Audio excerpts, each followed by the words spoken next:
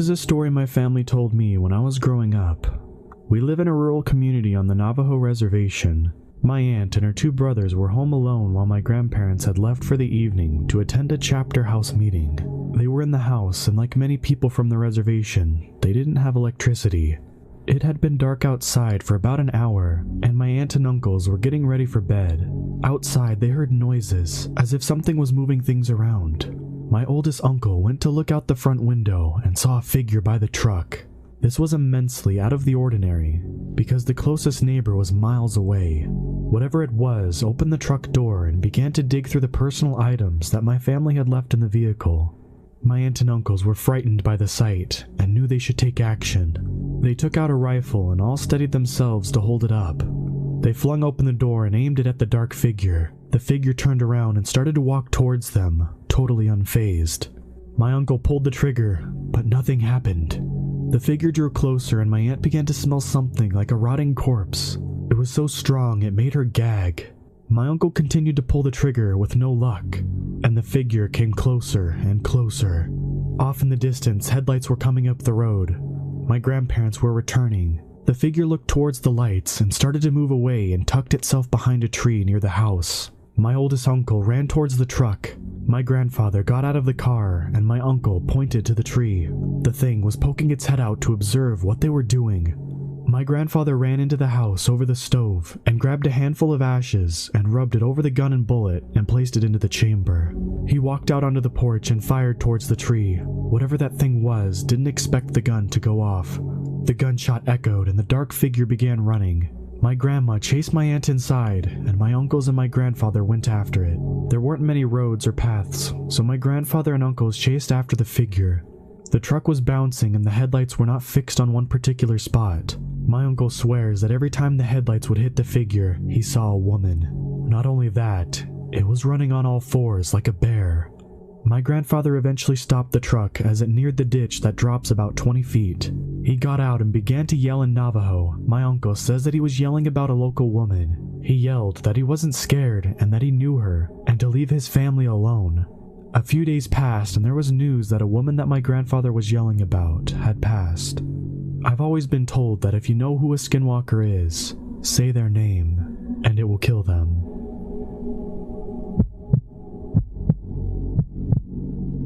My cousin lived in the eastern agency of the Navajo Nation in a community known as Crown Point. She was still living with her parents at this time and was a good girl, and was very popular and played on the basketball team. When she told us this story, it was very out of the ordinary, and the events that followed would also deepen my beliefs in the traditional Navajo way and of the taboos associated with the Navajo culture. My cousin was coming home from basketball practice, which ran past sunset. It was during the colder months, so it was dark by the time she pulled into her neighborhood. She pulled into a small housing community that she lived in. It was far from a fenced community, but there were streetlights and the neighbors weren't too far from each other. As she neared her home, she saw a group of dogs. This wasn't unlikely, as there are random packs of stray dogs that roam rural communities. These dogs don't belong to anyone, and they get food wherever they can find it. As she got closer, she noticed something was off about the dogs. There were 4 dogs, and they were sitting in a circle, all facing each other. This didn't really faze her until she spoke about the event later.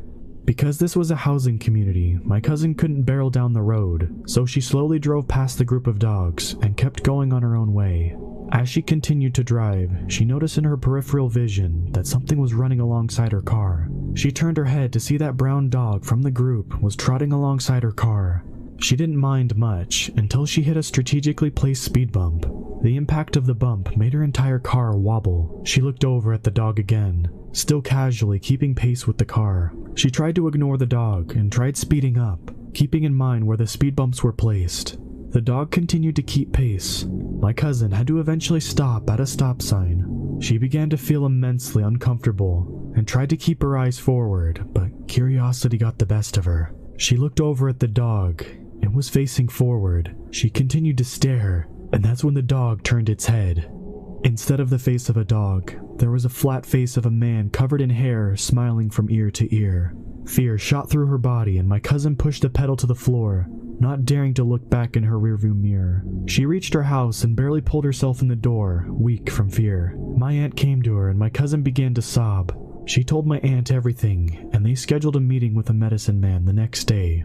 That night, my cousin was trying to get some rest. She was tossing and turning and felt very ill. She could hear people outside laughing and talking in Navajo, but she didn't think too much of it because she lived in a community near plenty of neighbors. At the medicine man, she told my cousin that she was very fortunate. The skinwalker wasn't meant for her. She just happened to spot it while it was out bringing another person misfortune. He also told her that the laughing and talking that she heard in the night was the skinwalker talking to its friends, letting them know that someone had saw him and that he had scared her. The medicine man told my cousin if the skinwalker had been for her, and she had seen him like that, it very well could have killed her. After that encounter, my cousin suffered from many ailments and had to stop playing basketball for a while. She had many ceremonies and eventually got back on her feet. My mom told us this story on many of the nights when the electricity would go out. When I asked my cousin about it, she confirms it's true, but doesn't like talking about it much.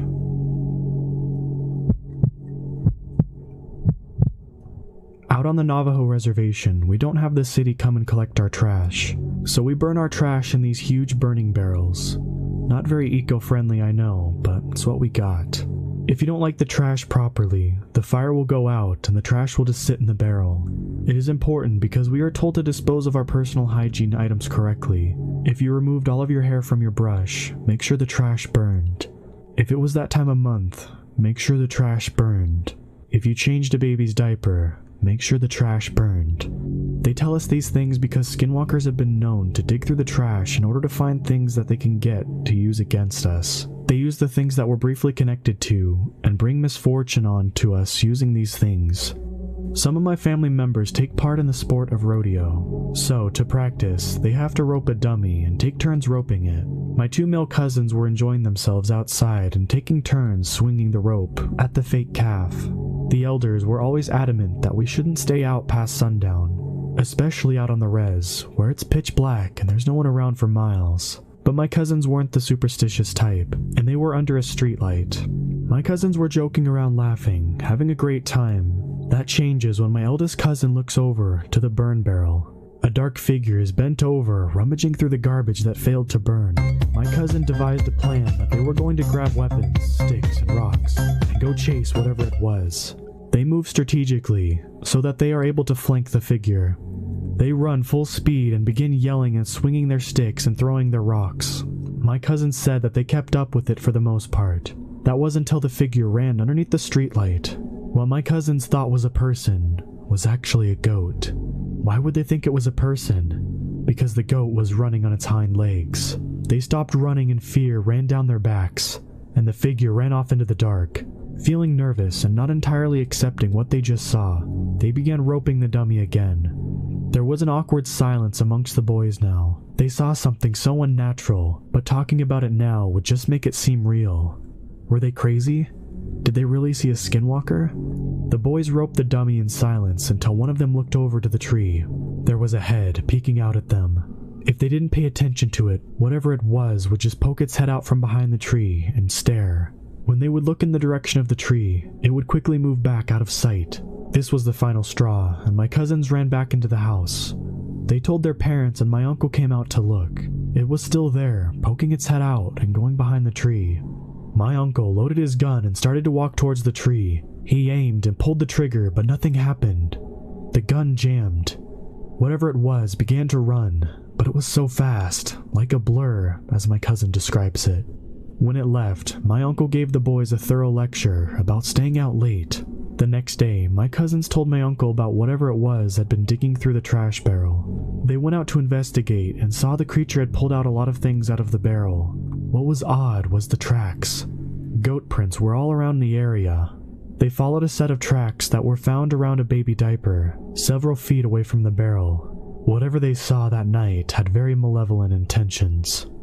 My cousin said that although the sight was ungodly, they know what they saw and stand by their claims.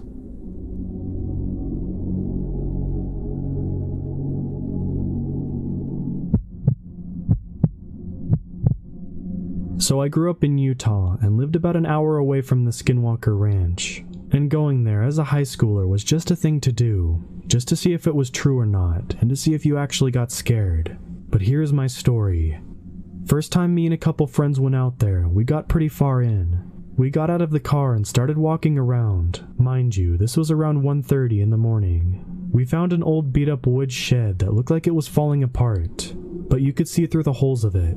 There were hooks, the kind you use for hanging up deer or cows. They looked mostly rusted, but the walls and everything around looked like it was splattered with old dried blood. It was everywhere, but of course it was dried. But the worst part started happening when we walked away from the shed. Since we had a couple of flashlights, we looked around when we were walking. We would see pairs of eyes around us. At first, it was just a shiny reflective look, like when you shine the light at a dog or a cat, so we thought it was just a couple dogs or coyotes. We continued on a bit more until we started seeing more eyes, but they were red, like bright red, even if you had the light in their direction, and they were a lot higher than a normal level would be for an animal. That's when we decided to turn back. What started to get me was one pair was always in front of us as we were walking to the car, staring at us like it was walking backwards with us. We never caught up to it, but it never left. Same with all of the others that kept circling us as we made our way back to the car. When we got to the car, we just wanted to get out of there. We got in and it wouldn't start. Nothing would turn on at first, no matter how hard he turned the key. He tried it twice, then only the radio kicked on. We started panicking because the eyes got closer. Then bam! Something hit the side of the car really hard, but we couldn't see what it was. It hit the car on the right side 3 times. My buddy got the car started finally after like 5 minutes of freaking out, trying to get it going. I'm in the passenger seat about to crap myself, and my other friend was in the back seat, freaked out, but speechless, with the most scared look I've ever seen. But when he got the car started, there was no delay in leaving. He put the car in gear and spun those tires and got us out of there. Once you get out of the gate onto the main road that goes by, you're pretty much off the ranch. We thought we were away from everything since we were on an actual road, but my buddy didn't slow down. We were going 85 miles an hour down that road, going right home. I looked, and to the left, about 15 feet off, was a pair of red eyes. It was keeping up to us, and that's when it charged at us. I kind of got a glimpse before it smashed into the side of the car. It was definitely big, like 4 feet from its legs to its headish looking thing. Kind of hard to explain when I didn't get a great look at it. We eventually lost it, and when we got home, we went straight to bed. But in the morning, we looked at his car. One huge dent on the left rear fender and another dent on the right door on the passenger side, about the size of my head. We were so lucky to get out of there. So every summer I go to a lake in upstate New York, near the Canadian border. My family has a house that is pretty much in the middle of nowhere. It's a 30 to 45 minute drive to the nearest convenience store. We have 3 neighbors on our side of the lake, but there aren't any kids and it's mostly all retired or vacationing elderly people. They don't stay up past 10 and it's perfectly quiet when the sun goes down. Here's my story. I have zero explanation for this, and the most reasonable thing to assume is a skinwalker. Around 11:30 p.m., maybe midnight, my cousin and I go down to the dock on the water. We have to walk through a short path in the woods to get there, and the thick trees border directly on the shore. While looking out at the stars and the water, we hear a quiet, raspy rumbling. That's the best way I can explain it. Out of the forest, pretty far away. We didn't really know what it was and wasn't bothered by it. About 2 minutes later, we hear the same voice say both of our names. This time it was closer to our property. From our dock, we can see along the shoreline, and we're near a corner so we could see pretty well along the coast to our left. We were looking with a flashlight in the trees and saw nothing. Maybe someone was out kayaking at night and said something to their friend, and we just heard them wrong. Sounds travel across water very easily, so it couldn't have been someone from their house. Although our neighbors are about 1/3 of a mile away, our uncle couldn't have been pulling a prank on us because of how far away it was, and there wasn't any light. 5 minutes pass and we've calmed down. While we were sitting there in silence, thinking about what just happened, we hear footsteps. Loud, leaf-crunching footsteps about 10 feet to the left of our dock, right behind the tree line, so we couldn't see anything. These footsteps were either from a human, bear, or deer. My cousin whispered to me that we need to get inside, but I told him that it might be a bear, and I didn't want to get chased while running back inside. So we were sitting on the dock holding our breath as the footsteps continued, then stopped for a bit. All of a sudden, we hear the same voice that said our names. Hello. I have never been more scared in my life. The voice was speaking English, but it wasn't human. It had an almost robotic growl under the word. Both of us flipped out at this point and sprinted inside, not even trying to glance at what was in the trees. My uncle was sitting on the couch with our dog. We spent the next 30 minutes checking the whole property in the nearby forest and didn't see anything. What the hell could it have been? This happened a little more than a week ago, and the scariest part I wondered was, how did that thing know our names? And why was it on our property? Yesterday I was reminded of the skinwalker from some videos on YouTube. It fits perfectly with the story, but they aren't known for being in New York. I wish I saw what it was, to see if it had a human or a deer form, but the trees were so thick and it was so dark we couldn't see anything behind the trees. Anyways, talking about them is apparently bad luck, and encountering what I experienced ever again will be too soon. So this took place in my dad's, then girlfriend's house, during broad daylight in Grand Rapids, Minnesota, just off of River Road. Behind the house there was a forest, but it's a bit dense to play in, so we'd usually just follow the deer trail a bit into the woods, till there was a clearing where there was a barbed wire fence that cut right through the middle of it. We'd hop the fence and go through the woods on the other side.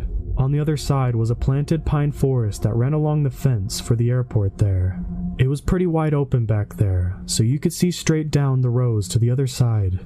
My brother and I were back there with the girlfriend's nephew, just tromping around. You know, just some kids being rowdy and noisy. Well, at the very end of the rows of trees is a road, which is actually a fire trail, but we called it the road. And on the other side of the road was a more dense forest. We reached the road and stopped and talked like we usually did, to look at a deer track or a squirrel or something, when this skunky bear-like smell came up. My brother and I both felt an urge to look up the road towards the airport fence. What I saw was what looked like the head of a huge black wolf, but it didn't look right. His ears weren't in the right spots and looked droopy, and his eyes looked off. They were too big and bright for his face.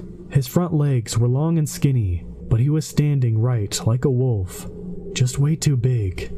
My brother and I looked at each other, and here's where I'm going to mention that my brother and I are very close, so we would usually give each other a look and know what it meant.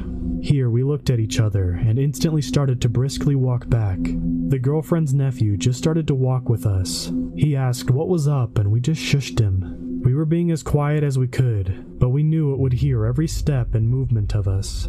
Once we hopped the barbed wire fence, we ran as fast as we could to get to the house.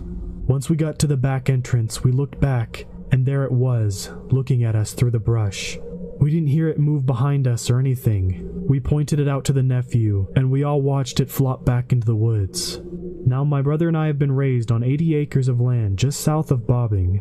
We've seen wolf, bear, moose, mountain lions, coyote, pretty much everything else. We both have never seen a wolf that big and lanky in our lives. I feel like it's important to note that at least I didn't feel any dread or anything like that. It was more a primal fear, like I knew we all had to get away from it, but not show we were afraid. I felt like if we ran from it, it would have taken us down. My brother and I told my dad, and he didn't seem too interested, but he was that way about everything growing up. The next morning, my brother and I went back out to look for tracks, so we could see where and how it stalked us.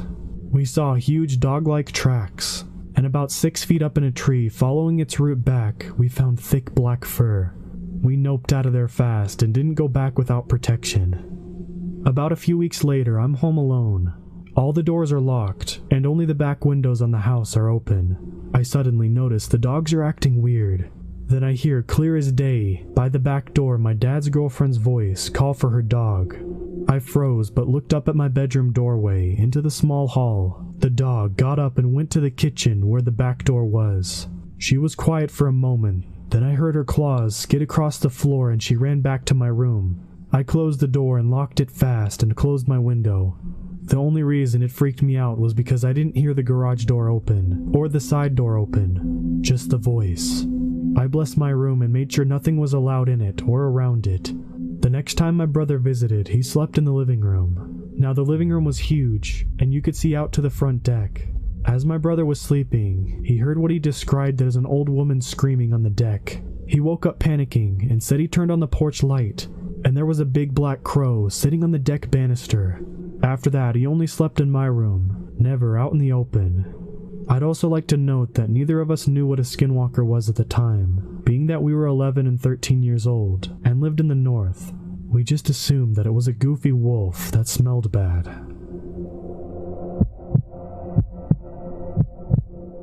For context, I live in the Midwest in a suburban area. My boyfriend lives about 30 to 60 minutes away from me, depending on if I use either the interstate highway or the city roads. That being said, I usually take the interstate, then take the highway partway home, since the highway is only about a mile or so away from his neighborhood, and I take it all the way to the interstate. There is also another road I can take, a paved country road with one lane on each side of the road, with no streetlights. It eventually meets up with a few main streets, which are numbered roads, and it will take you back towards the highway and city. I'm sorry for all the background about the roads, but I feel it's important, and I feel like my choice was a definite sign that the butterfly effect is always in works. On to the story.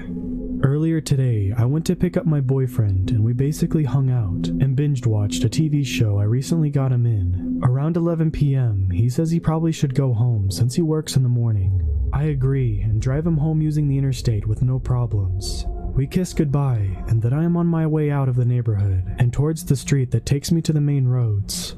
If I turn right, it's a straight shot to the highway. If I turn left, I could take it down to the country road for a bit of a late night drive. I decide to take the latter.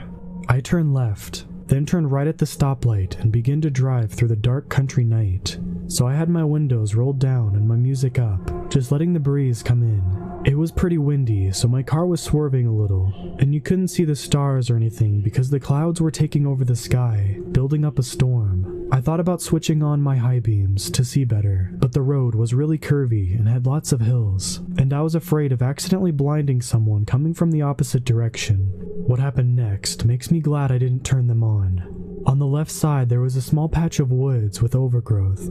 To my right were wide open fields, and in front of me was a hill. Toward the crest of the hill, I saw something beginning to cross the road, something large and dark, with what looked like antlers on its head. I thought maybe at first it was a deer, or even an elk, and I slowed down. But when I got closer, I realized something was wrong. One of the things that were wrong was it was moving very slow, like it was hurt or something, and it didn't even glance at me. It just kept moving toward the patch of trees on my left, which I thought seemed weird.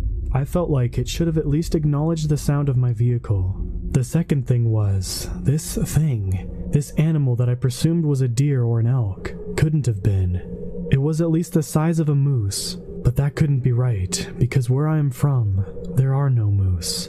We had deer and maybe some elk, but no moose. I felt a cold wave of dread wash over me as I watched this moose thing make its way across the road, and then it stopped, and it looked right at me. It twisted its head so fast to look at me I almost screamed. Its face was hideous. It looked rotten somehow, like it was withering away, and its eyes were so dark. I was so scared it didn't have any eyes. There was something dripping from where the mouth was, and I could see sharp teeth poking from its lips as they pulled back into a sneer. I thought about reversing my car and hightailing it out of there, but I was frozen. You know how when adrenaline kicks, they say you either enter fight or flight mode? Well, they don't tell you that there's a third option, and that's to freeze, which is exactly what I did. I just stayed in place, my hands still on the wheel, foot still digging into the brakes. I don't know how long I sat there staring at this thing, with the thing staring back at me, but when it started towards my car, I honestly thought that was going to be the end of me. I couldn't move, couldn't blink, could barely even breathe. All I could do was hope and pray that I wouldn't be ended by some freakish moose-looking monster. And then a pair of lights began to rise over the hill toward us. And as the other vehicle's high beams shined on the thing in the road, it let out a curdling scream that didn't sound entirely human. It was animalistic and sort of raspy. It's hard to explain. But I watched as that thing got on its hind legs and lurched itself across the road into the thicket of the trees and bushes, narrowly missing the other person. I knew this thing would probably come back if I stayed where I was, so before I could give it the chance, I slammed on my gas pedal and gunned it out of there, going well over the posted speed limit. I just wanted to get as far away from it as possible. Every dark curve or patch of trees or field made me feel so paranoid that I could see the creature again, and all I wanted to do was go home and never, for the life of me, drive on that country road again. I made it home safe, but was shaken. And to cut a long story short, my family thought I was just being hysterical and had just seen a deer, but I know what I saw, and this thing wasn't a deer. It couldn't have been. I've read up on skinwalkers, but I'm not sure if it's what I saw. I mean, do they even exist out in the Midwest? I thought that was more in Arizona or New Mexico. Why would a skinwalker be here? Why would it come after me? Was it even a skinwalker, or was it something else entirely? Was it my mind playing tricks on me? What was that thing? Please, if anyone knows what it was, or has any idea of it, please tell me. I'm so scared I'm going to come across that thing again, and I don't know if next time I'll be as lucky. This is 100% true, so this will probably be a boring account compared to some of the other posts here, but I wanted to share this memory somewhere, and maybe get opinions on the matter. I grew up in Albuquerque, New Mexico. My mom would often take us camping in the summers. This particular camping trip was somewhere in the vicinity of Shiprock, New Mexico. My mother took my older brother Chris, 10, and myself, 8, camping often in those days, and preferred dispersed camping on BLM/NPS land to camping in merged grounds. She'd usually find us a spot and make herself busy setting up the tents and pit, while Chris and I would scamper around and explore the area and be generally unhelpful. On this particular trip, we arrived in the middle of the day, and as my mom started setting up camp, Chris and I started to explore the area around our campsite. We wandered into the woods of our campsite. Being in the desert, it was really just stunted trees and sagebrush, so I hesitate to describe it as a forest, but the trees and brush were taller than me and provided a decent screen. I wandered down into a gully and came face to face with what I described to my mother as a wolf kangaroo. It was crouched low, with long, slender arms reaching down to the ground, and large, pointed ears like a deer. The fur covering its body was sandy brown and patchy, as if it had mange. It had large, orange eyes and a snout like a wolf or a coyote. It bared its teeth at me and stood up. At its full height, it was the biggest animal I had ever seen, towering over us and the sagebrush. I had never been, and probably still have never been, as frightened as I was then. Chris and I started screaming for our mom to come to our rescue. Chris regained his senses before me, taking off running back up the embankment to the campsite. The wolf kangaroo turned and speed skated away from us through the brush and tree. Its legs were backwards, like a dog's, and its strides took it far away and fast, faster than any deer or antelope I'd ever seen. After a split second of staring at it in horror, I followed my brother up the embankment, screaming for my mom. We were so frightened that my mom packed us back into the car and moved camps, conceding for once to stay in the managed campground. Chris and I were too scared to sleep in our tent that night, and we clung to Mom at the smallest twig snapping in the brush. So that's my story. It's boring compared to some of the others here, but it's 100% true, and I wanted to share.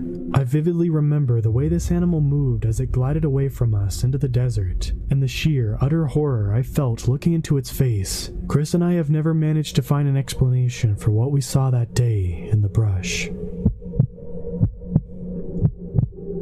I used to work at a local coal mining company on the Navajo Reservation as an operator for a coal haulage crew. I drove haulage equipment, and it was one of those Crest 240-ton coal haul belly dump trucks. If you've ever seen those trucks, they're pretty huge. They're about 2 to 3 stories high, and about 1/3 the length of a football field. I remember that I was working the night shift, which started around 11 p.m. Before we started the shift, we were required to do a pre-start inspection of our equipment. I walked around my truck, and when I went up to the rear of the truck and lowered its stairs, that gave me access to the engine bay. I walked up the stairs and started my inspection. I found a pretty bad coolant leak on the truck. I climbed back down and went to the cab and called my haulage supervisor. He answered and asked me if I can drive the truck to the main shop for repairs. So I left the ready line and drove 6 to 8 miles back to the shop, and I called the shop maintenance supervisor, and he instructed me to drive around back of the shop and park the truck there. I drove around the shop, parked the truck,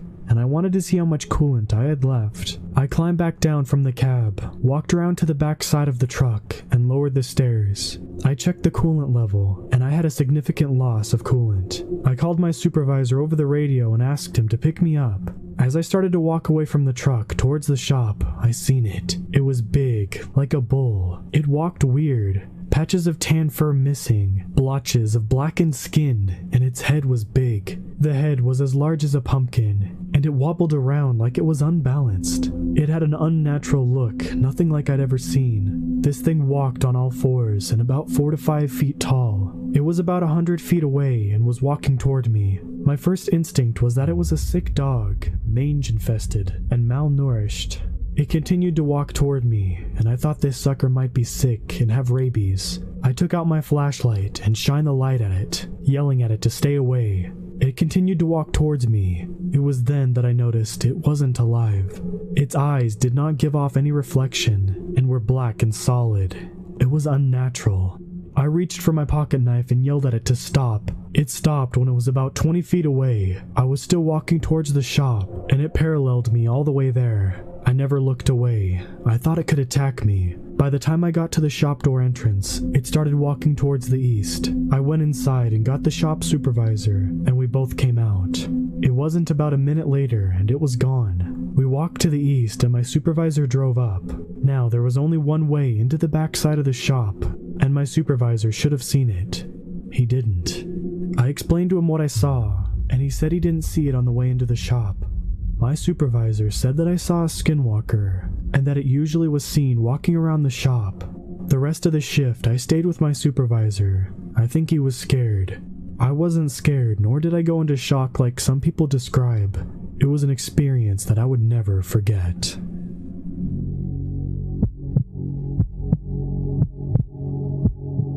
To this day, I don't know what I witnessed those few days, nor do I want to know. I think it would be better that way.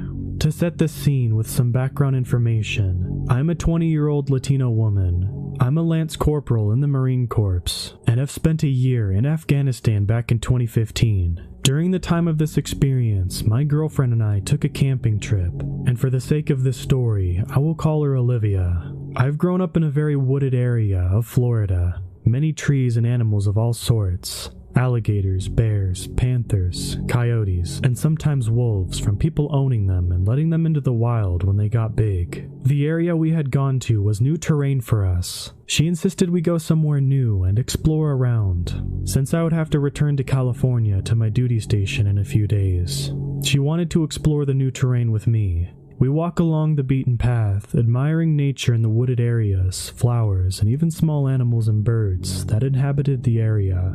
Olivia went to college for zoology, so she enjoyed teaching me about the different animals and the ways to identify them by their tracks and other signs. As we were walking to the camp clearing in this particular forest, we came across a hardly visible pathway, winding deeper into the brush. Her nature calling was pulling her into it. She wanted to explore and find a place inside to set up camp. But call it military intuition, but I felt really uneasy with the idea. Reluctantly, with her pleading, I agreed. We then began to trek through the brush, thorny vines cutting up my legs through my jeans, and a spider web hitting me in the face every now and again, due to the overlaying branches. We walked for roughly 45 minutes until we came into a clearing, deciding this was the best spot we could set up camp. Olivia pitched our tents as I got the fire roaring, and at this point, the dusk is creeping in on us. We lay down to settle in for the night, and all is well. That is, until I'm awakened by things being thrown by the side of my tent. It takes me a little bit for my eyes to adjust to the darkness. The campfire was now a dim glow. My eyes finally adjust as I look around. I wasn't truly awake until the smell hit me like a semi-truck. The smell of rotting garbage. It was sickening. As I tried to gain my composure, that's when I saw the figure. It was tall, very large and stocky, and appeared very human-like. Just too large to be a person. There was still tapping against the tent, some large, others small, but I didn't make a peep. My voice was lodged in my throat, and I'm not even sure at this point I was breathing. All the hair on my body was on end. I was terrified. Olivia shifted in her sleep, opening her eyes. "Hey, is everything okay?" I cut her off by placing my hand over her mouth, raising a finger to my lips in order to tell her to be quiet. That's when I heard it. The growling. It was low, more like a grumble and a groan than a growl, but it was a sound like no other. It was enough to make even my drill sergeants piss themselves. Our eyes directed to the zipper, and it began to move. It slowly started unzipping. Whatever this thing was, it was getting into our tent. I reached next to me and grabbed a small handgun I took everywhere with me, and took aim. A rather loud bang is heard as I took my shot, making a direct hit into the thing's shoulder. A monstrous growl scream is heard. It rattled me to the bone, and Olivia only cried out of pure fear. We watched as this figure disappeared, and we didn't fall asleep just in case it returned. I stayed with her all night, my handgun at my side. The next morning, we were packing all of our stuff and getting ready to head out when we saw it. A stocky figure standing in the tree line. It was around 8, maybe 9 feet tall. It was large, hairy, and seemed rather human-like, besides its dark, deep eyes and fur-covered body. It just watched us as we collected our things. We never broke eye contact either. The thing just watched before sinking back into the woods. We've never ran so fast in our lives back to the main road. Olivia still has nightmares about this thing that terrorized us by throwing things and opening our tent. And I'll admit, the thing really creeped me out. Let me just tell you, I haven't been camping since. During the summer of 2016, my larger group of friends and I went camping out at this spot called Desert Creek. It's a place that's about 100 miles from any town, deep in some mountains in Nevada. I'm not of any sort of native descent, but I've heard a few skinwalker stories before. I didn't believe them too much until this night. My large group drove out to the camp spot and got set up. Being stupid teenagers, we started drinking. It was 4th of July weekend, so the camp spots were sort of busy, but all of the spots were pretty far apart, so we didn't think we would have too many problems. The drinking started around 2 in the afternoon, right after we set up camp. While setting up my tent, I noticed some odd footprints, but didn't think too much of it. By the time night fell, all of us were pretty drunk. I decided I had to go take a leak, so I walked over to a tree. But before I could, I saw what looked like a coyote, but something was off about it. It turned and looked at me and stood up on 2 feet, and it sounded like it was trying to say something to me, but it couldn't get out the words. They were just sounds for a few seconds. I was paralyzed with fear, and then it seemed like the words started to become more clear, but it's still not right. I heard my best friend, let's call him C. C's voice came from its mouth. "Hey, hand me another beer." That's when I snapped out of it. I turned and ran back to camp and told everyone, but no one believed me, and I wasn't sure if I believed myself. But after, I became really paranoid. I thought I could hear sounds all night. When it was time to go to bed, I had almost forgotten about it. Keep in mind, we were about 2 36 packs, in between about 8 of us. I was lying in my tent listening to the crackling of the fire when all of a sudden I could hear footsteps, but they were scattered. I looked out the window of the tent and saw a humanoid figure about 10 feet away standing next to the fire staring at me. Then it said again in C's voice, "Hey guys, I think I'm gonna go to bed." That's when I heard C say from his tent, "What was that?" He poked his head out of the tent and screamed. Everybody got up at that point. And that's when this thing turned and lunged at my other friend. Let's call him Jay. Jay jumped out of the way and hopped into his car, which was right next to his tent. The thing then howled this terrifying sound, and that's when I realized the smell of rotten eggs and burning garbage. The thing ran away and C said, "Guys, we need to get out of here." We all hopped into our cars and started driving out. When one of my friends in front of me stopped about a mile from the main road, I got out with the pistol my dad had let me borrow for protection, and I realized my friend's truck had a flat tire.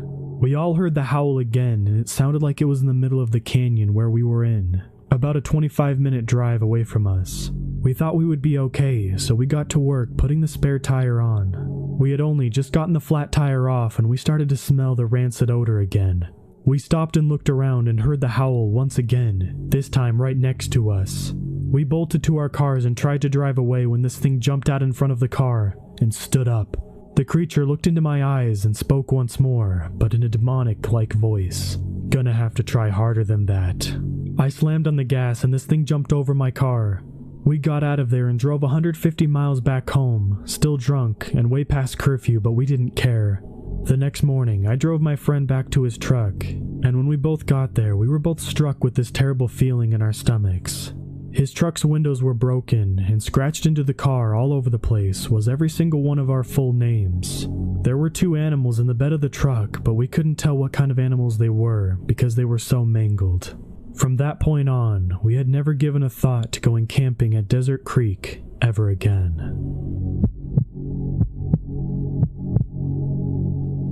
I will not say my name for this story, as I am afraid they will find me, but you can call me Rose. I was 14 when it happened, so about a year ago. I was at a powwow with my friends, a young girl, let's call her Lily, and her older sister, Saria.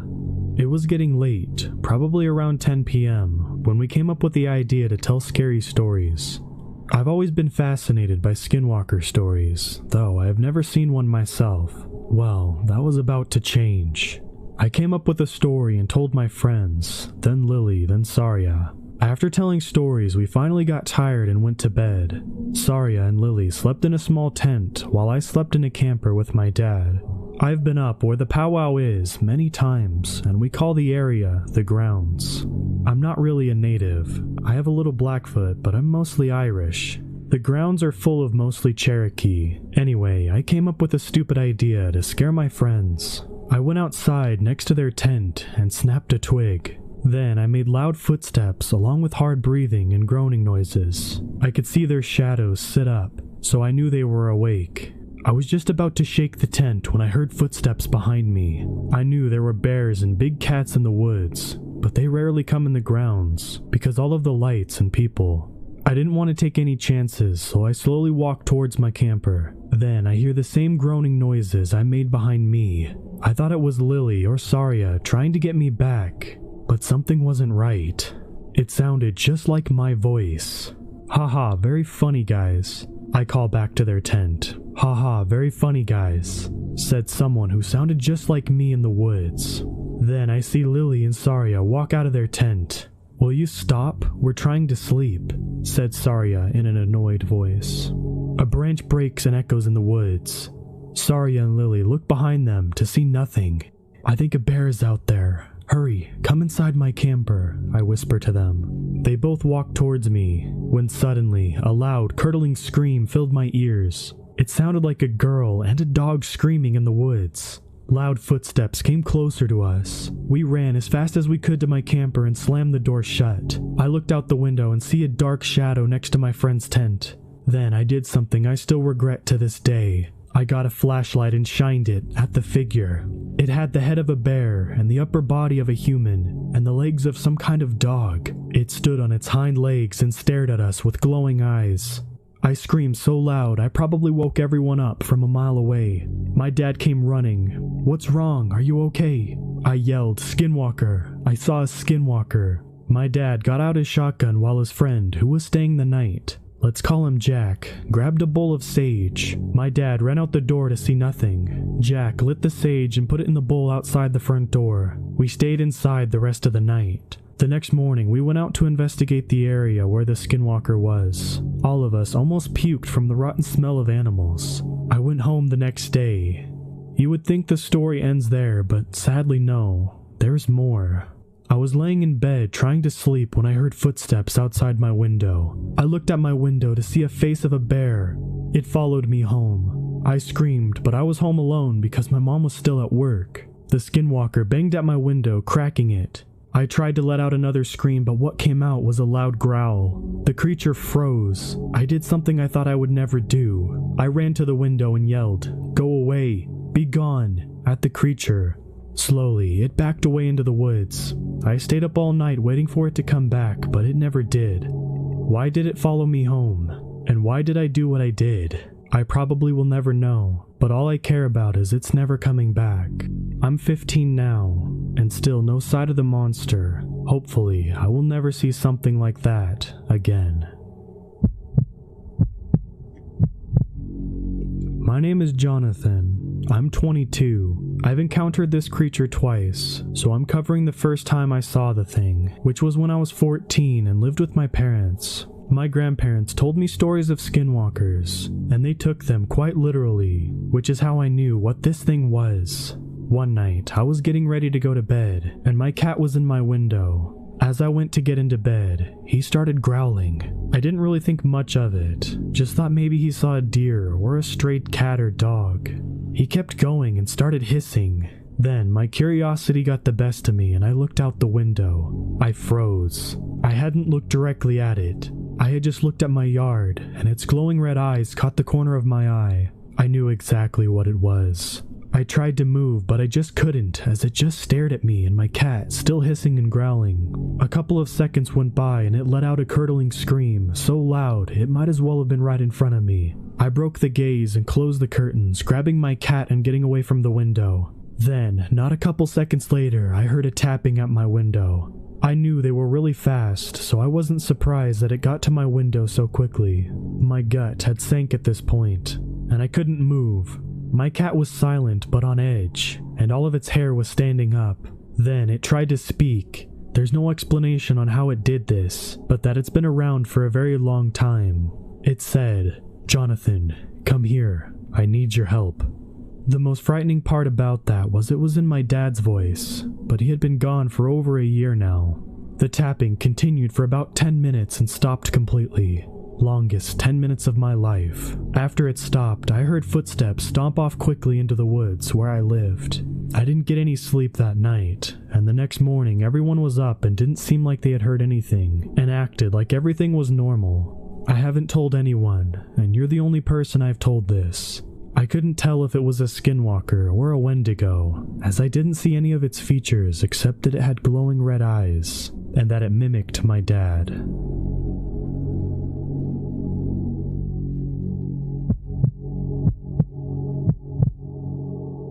I was 15 when this happened. I have some family in Arizona, so I decided to go out there for the summer. I was very bold and stupid. My grandmother used to say, "You're like a young wolf cub, always trying to figure out your fangs. That can lead to trouble." I didn't understand at the time what she meant by that. My uncle, let's call him Tom, told my cousins and I when I arrived not to go out at night. I thought to myself, why not? Sure, the place is colder at night, but I'm 15, almost a man. So I waited until he, his wife, and children went to sleep that night. I snuck out of the house quietly. I was wandering around, looking at everything, houses, stores, etc. I had walked 2 to 3 miles away from the house when I realized that I needed to take a leak somewhere away from the streetlights. I found a house with no one living in it not too far from the road. I stepped off the street, going around the right side of the house. I was in the middle of doing my business and I thought I heard a cry from a little girl, but it sounded somewhat off, like if it was coming from a tunnel or something far off in the distance. I listened closer for a while before stepping in that direction I thought it may have come from. I yelled, "Hey, little girl, where are you?" Then the crying just stopped. I was confused. What was going on? That's when I heard it.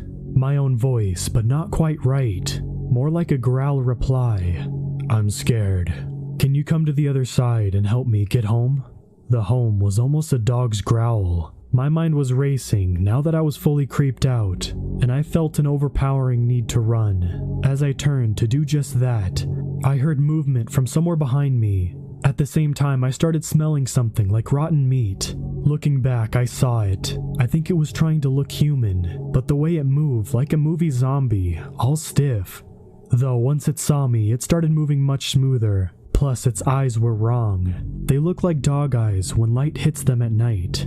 As it moved closer, the thing tried to mimic my Uncle Tom's voice. I just ran from it, but as messed up as its walk was, the thing was fast. I ran full speed, but the thing was catching up fast. The thing passed me, then turned into the middle of the road. I saw something about it, now that it was in the streetlight. Not only was its eyes dog-like, but the face was no longer human, but looked like a coyote now. My instincts told me to run the other way. I was frozen, and before my eyes, the rest of the body snapped and popped as it was transforming into the coyote on all fours. I ran in the direction of my uncle's house. I heard it coming for me as I ran. This is where something weird happened. As it got close this time, my mind went blank. I don't know how to explain this, but I'll do my best. I saw a gray wolf in my mind's eye, and I turned realizing a growl from my mouth that even sounded like a wolf's growl. The thing stopped, clocked its head to the side, and just stared at me. The thing looked like a coyote, but it was standing on its hind legs. I started walking backwards, seeing the gray wolf, and knowing I was using my instincts at the moment, that if I turned to run, it would cease to chase me down and get me. I kept my eyes on it until I was almost to my uncle's door, where I regained control of my mind. Going into the house, I heard scratching on the door, asking in different voices to be let in for an hour, then it left. It did come back the next night to my uncle's house, but Tom knew what it was after. Looking at it through the window of the front door, it pretended to be human again, but tried to use my voice to get Tom to open the door. He went straight to work, burning sage and other herbs, afterwards asking me if I was the only one it was after. I told him everything. He was mad, telling me, "You're safe for the night, but I'm sending you home in the morning." I know he was mad, but I needed to know what this was. He told me it was a skinwalker, and it was going to hunt me until it loses my scent. He told me about the legend of them, but the wolf thing, he smiled and said that, "You'll have to figure that one out for yourself." The next day, I was picked up by my mom. I am afraid to go back that way. I don't walk at night anymore, and I still have no answer about the wolf thing that stopped through my mind that night. I was heading to a small town in southern Utah with my wife and a couple of friends. We were on our way to see Lee, a friend of mine that hadn't been seen for a long time. We met up with him at his place and decided to hang out at a nearby lake. It was a typical quiet campsite with a fire pit and a couple of logs around it. We had a little picnic there and we were exchanging stories and catching up with each other all day. Eventually, one of my friends, Bryce, got tired and decided to fall asleep in the car while the rest of us continued talking. At this point, twilight had fallen. Erica and I were discussing something while my wife and Lee were talking about something else. All of a sudden, my wife and Lee fall silent. Erica and I quickly notice. We look at them and Lee says, "Get in the car." I asked him, "What's wrong?" And he says, "There might be a skinwalker around." Now, Erica and I had no idea what a skinwalker was at the time, so we asked him to explain. After his explanation of what it was, Erica and I, being the only sensible thinkers at the moment, and Bryce, just barely waking up from us jumping in the car, decide we should investigate, believing that it was probably just some kids in a nearby campsite trying to mess with us. We came to the top of the hill that was between our campsite and looked for any likely candidates for the scare. None. All we could see was a couple of trees and some bushes. We even called out and there was no response. As we were walking back to the campsite, we heard it.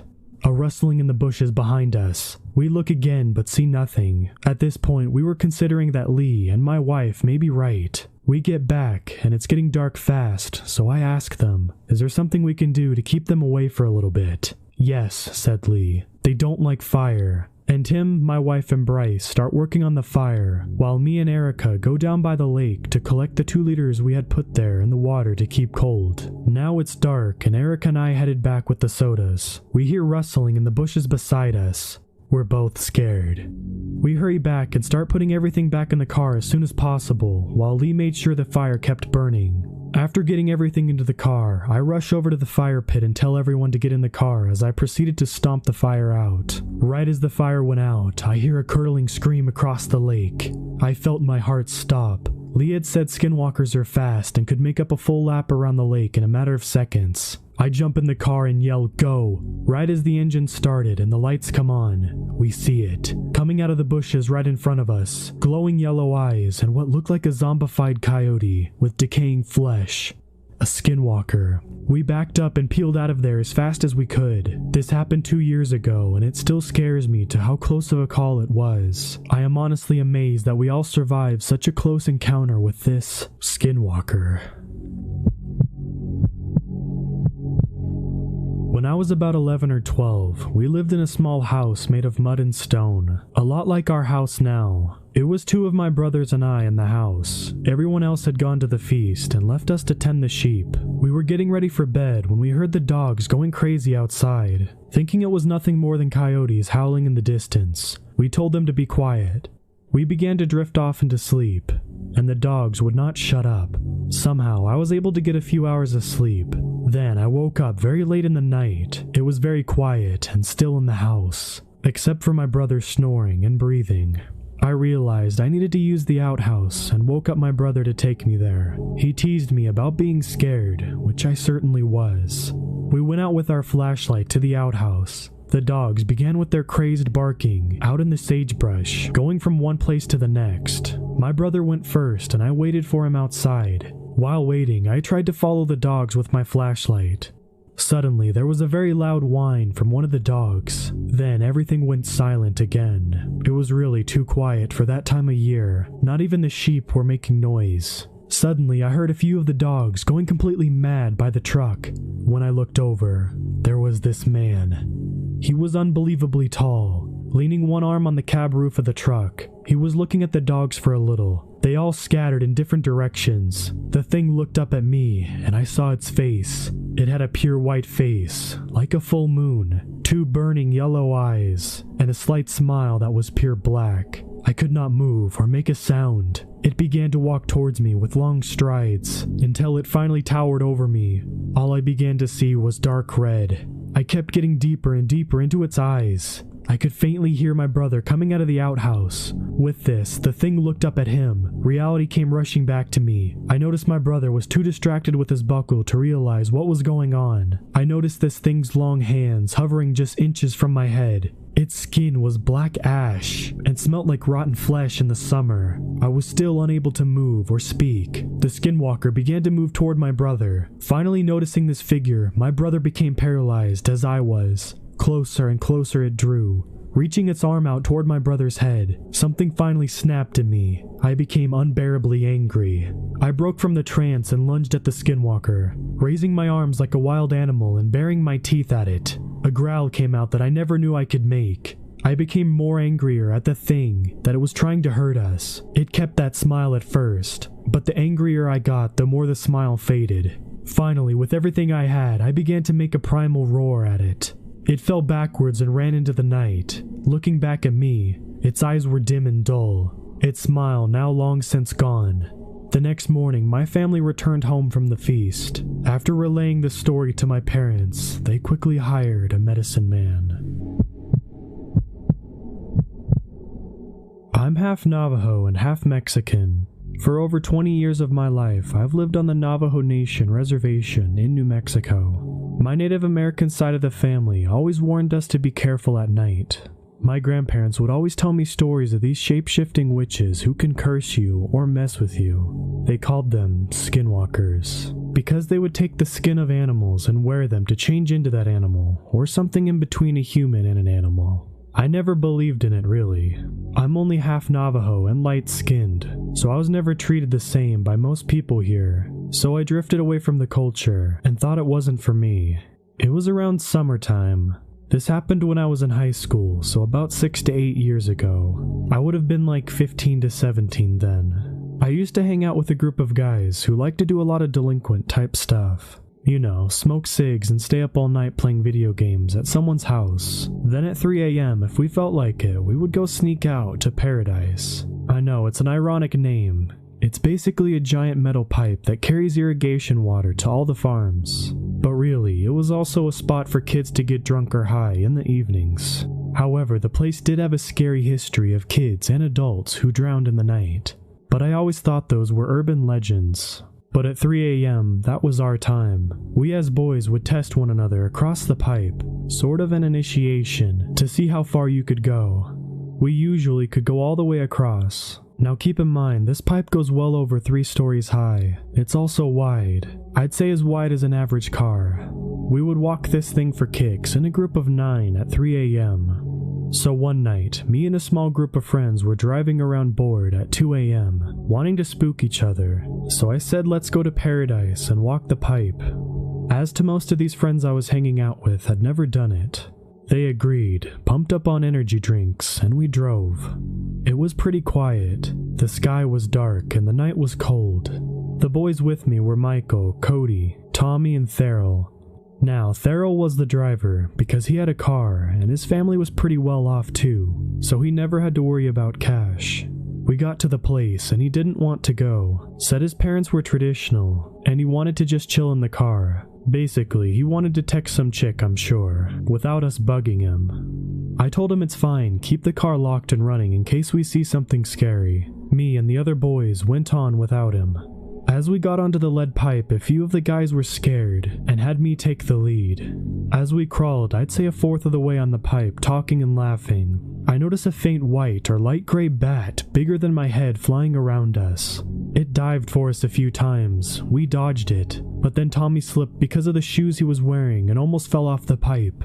I reached out, grabbing him on his right arm. Michael had grabbed my shirt collar, and Cody grabbed his. All together, we got back on the pipe, shaken that we almost lost Tommy to the dark depths below. The bat was gone. We were all freaking out, but the guys wanted to continue. We laughed about it as guys usually do. We passed the halfway point on the pipe with no problems, but as we got 3/4 of the way, Michael saw something. You see, at the end of the pipe there's a hill. Behind that hill, it's very brightly lit because of a church somewhere off in the distance. Anyway, on that hill was a black figure of pointy ears, a dog silhouette. Now, Michael was a tough guy. He yelled at that thing, "I'm not scared of you, Skinwalker," and tossed a few rocks he had in his pocket. One rock hit the pipe and the other fell into the brush below. That shadow silhouette dog stood up on its 2 legs like a person. We all freaked out. Jaws dropped. Then Cody said, "Look, another one to the left." Tommy said there's another one on the right. So there's 3 silhouettes of pointy dog-eared people on the hill. I told them to back up so we could get back to the car. The things to the right and the left of the hill started to move down the hill towards us. Now there's just one standing on the hill, the one who stood up first. Now we're trying to go back, but we're still halfway. Under us, complete darkness. It's quiet for a few minutes. Then we heard a girl crying. Sounded like she was hurt and scared. We were overcome with a strange feeling of wanting to help. Michael wanted to go back towards the end and crawl down the pipe to help this girl. I almost followed too, but inside I said, "No, this is wrong. Something isn't right." So I yelled at him and everyone, saying, "Are you stupid? Look at the thing up there on the hill. Did you not see those things? It's a trap. Let's leave that fake crying. If that girl is hurt, we'll come back when the sun is up in 2 hours." Now, the moment I said this, the crying stopped. All the guys freaked out, saying they can't believe what came over them. They said they almost forgot what we saw before. Halfway on the pipe now, we hear a drum being played. We start running on this pipe, almost to the car. Corey stops us. We can all hear it, and it sounds like a pack of snarling, growling, yelping coyotes. But it's pitch dark below. But we know they are under us. We run, full speed. Not looking back in the car, we yell and drive as fast as we can back onto the dirt road to a well-lit gas station, and explained what happened to Theryl. We couldn't get the girls crying out of our heads, and we went back in daylight just to make sure. We did not find the girl. Instead, in the area, we heard the crying and we saw a coyote watching us a close distance away. It was not shy. It looked at us for 4 seconds and walked into the brush. I did not go back there after that. This was about a year ago. I lived in Michigan. My older brother was planning a big cruise to Mexico and then invited me to go along. I agreed because I'd never left the country before, and I thought it would be a fun trip. So it was a day before the flight, and I went over to my cousin's to sleep, because our flight was very early and I live 40 minutes away. My cousin's backyard is completely woods with a small creek, and it's beautiful down there in the summertime. But it was about March when this happened, so the woods were very bare. It was getting late and we were all starting to go to bed. I slept in the living room while my cousin went upstairs to bed with her husband and said goodnight. I was up, just facing the window to the woods, because it always takes me a little bit to fall asleep. Then, very faintly, I saw a pair of glowing eyes off in the distance. My mind raced as I told myself it was just a deer, but the glowing eyes were getting closer and closer. Then I realized it wasn't a deer. The thing had to be at least 9 or 10 feet. I was horrified and paralyzed with fear. It looked like a big wolf or deer that had been decaying. The thing went back into the woods. That night I didn't sleep. When it was about 4, I heard my cousin's husband walking down the steps, and I told him about the whole thing that had happened that night. His eyes got very wide and said very quietly, "You seen a skinwalker." I've done some more research about these things, and I do believe I've seen a skinwalker. I never told anyone the story because I felt like I would be called a liar, but that was one of the scariest moments of my life. To start, I'm a white female. I was adopted 7 years ago by my Navajo family, and we've always been close despite my obvious cultural differences. Still, I learned about skinwalkers firsthand, and they've since then become an accepted part of my life. I left Utah at the end of 2012. The first story happened to my adopted uncle. He was driving through the canyon area. They live in Blanding, Utah, a spot not quite notorious for skinwalkers, but full of them nonetheless. It was dark outside, but the moon illuminated the canyon and brush, enough for him to see out of his side vision that something was running across the desert night. He was in his 40s, and at the time, he was a police officer, so a full-grown man. He started singing and praying in Navajo and kept his eyes on the road in front of him, but he was driving at least 55 to 60 miles per hour, so the shape running through the desert was keeping pace with him, despite his high speed. He said that it looked very vaguely human-shaped, but paler than any human that he'd ever seen. Still, he didn't look directly at it, and despite his singing, he was getting more and more scared. One thing my Navajo family always taught me was that these creatures feed on our fear. This one certainly seemed to. My uncle was shaking and sweating when this running thing picked up speed, outpacing his truck, and then it was maybe 30 yards ahead of him. It made a sharp right and began to run towards the road. He knew it was going to directly intersect him, and he made up his mind to put the foot on the gas. So it got closer and he sped up, and just as the two crossed paths, it jumped onto the road. He saw it for the first time then. He described it as a skinny man in jeans, with a plaid shirt, typical reservation wear, with a long face and big yellow eyes that looked like cat eyes. Its arms were thrown up over its head, and its hands were kind of flying behind it. The worst part was its mouth was open and seemed disconnected from its jaw. The chin was just flapping around, about a foot below its nose. It leapt onto the road and just as quickly jumped out of the way of the truck, and he didn't see it again. He prayed the whole way home, and they had a ceremony shortly after that. Another encounter happened to my adopted brother, who was one of the most level-headed and unshakable men I have ever met. He was 30 when this happened. He was at their dad's house, partaking in one of these ceremonies, which happens in a hogan. The rule is that you never leave the hogan alone, because the magic and energy that you make in one of those ceremonies is kind of like a supernatural light beacon. You never know what kind of creatures you're attracting.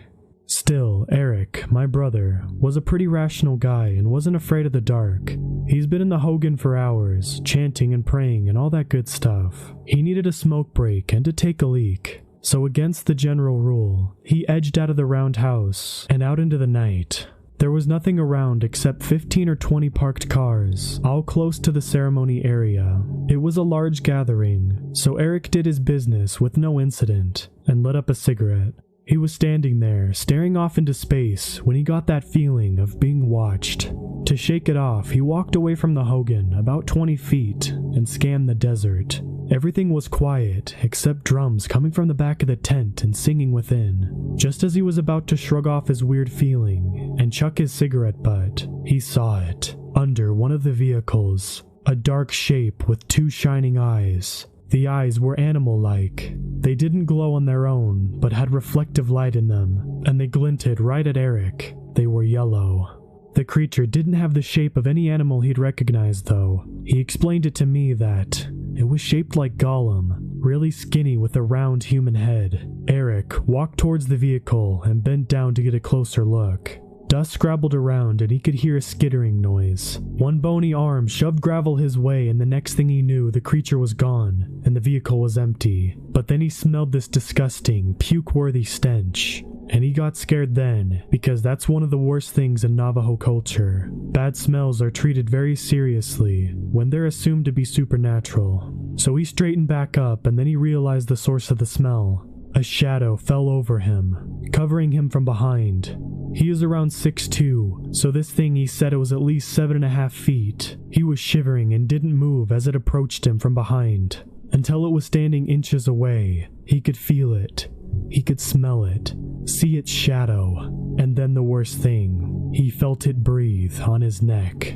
Eric said that it sounded like a horse or a cow when it snorts, and its breath was warm. When he looked at his feet, he saw his shoes, and behind his right foot, a big hoof. So he closed his eyes and started to sing, and right in that moment his dad and uncle got a terrible feeling from inside the Hogan. They bolted up and exited, calling his name. They found him shivering outside, too terrified to talk, and too terrified to stop singing in Navajo. It took Eric months before he shared this with us, and he did so expecting us to laugh or call him crazy, but I completely believe his story. This just happened mere seconds ago. I'm a 22-year-old female, of sound mind, pretty but not immaculate, average size, living in Oklahoma. I have a job and have never had anything that could be considered a mental episode. I live in Tulsa, the second largest city in the state. To give a little backstory, I live in a house with 4 roommates, all men. I think of them as brothers, and we never really worry about anything like intruders, and always have our 3 back doors unlocked. Now, to give you a visual aid, I live in the front part of the house, the living area, and 2 of the doors are the back doors to my roommates' rooms. The back doors lead out to a porch that overlooks our backyard. The backyard is large, though it's a pretty urban area. It snowed a few days ago, and there's still some snow on the ground, and it's freezing. But there's no smoking in the house. I put on my jacket and throw on some slippers. I grumble to my roommates about having to go outside to smoke alone, but trudge out our back doors anyways.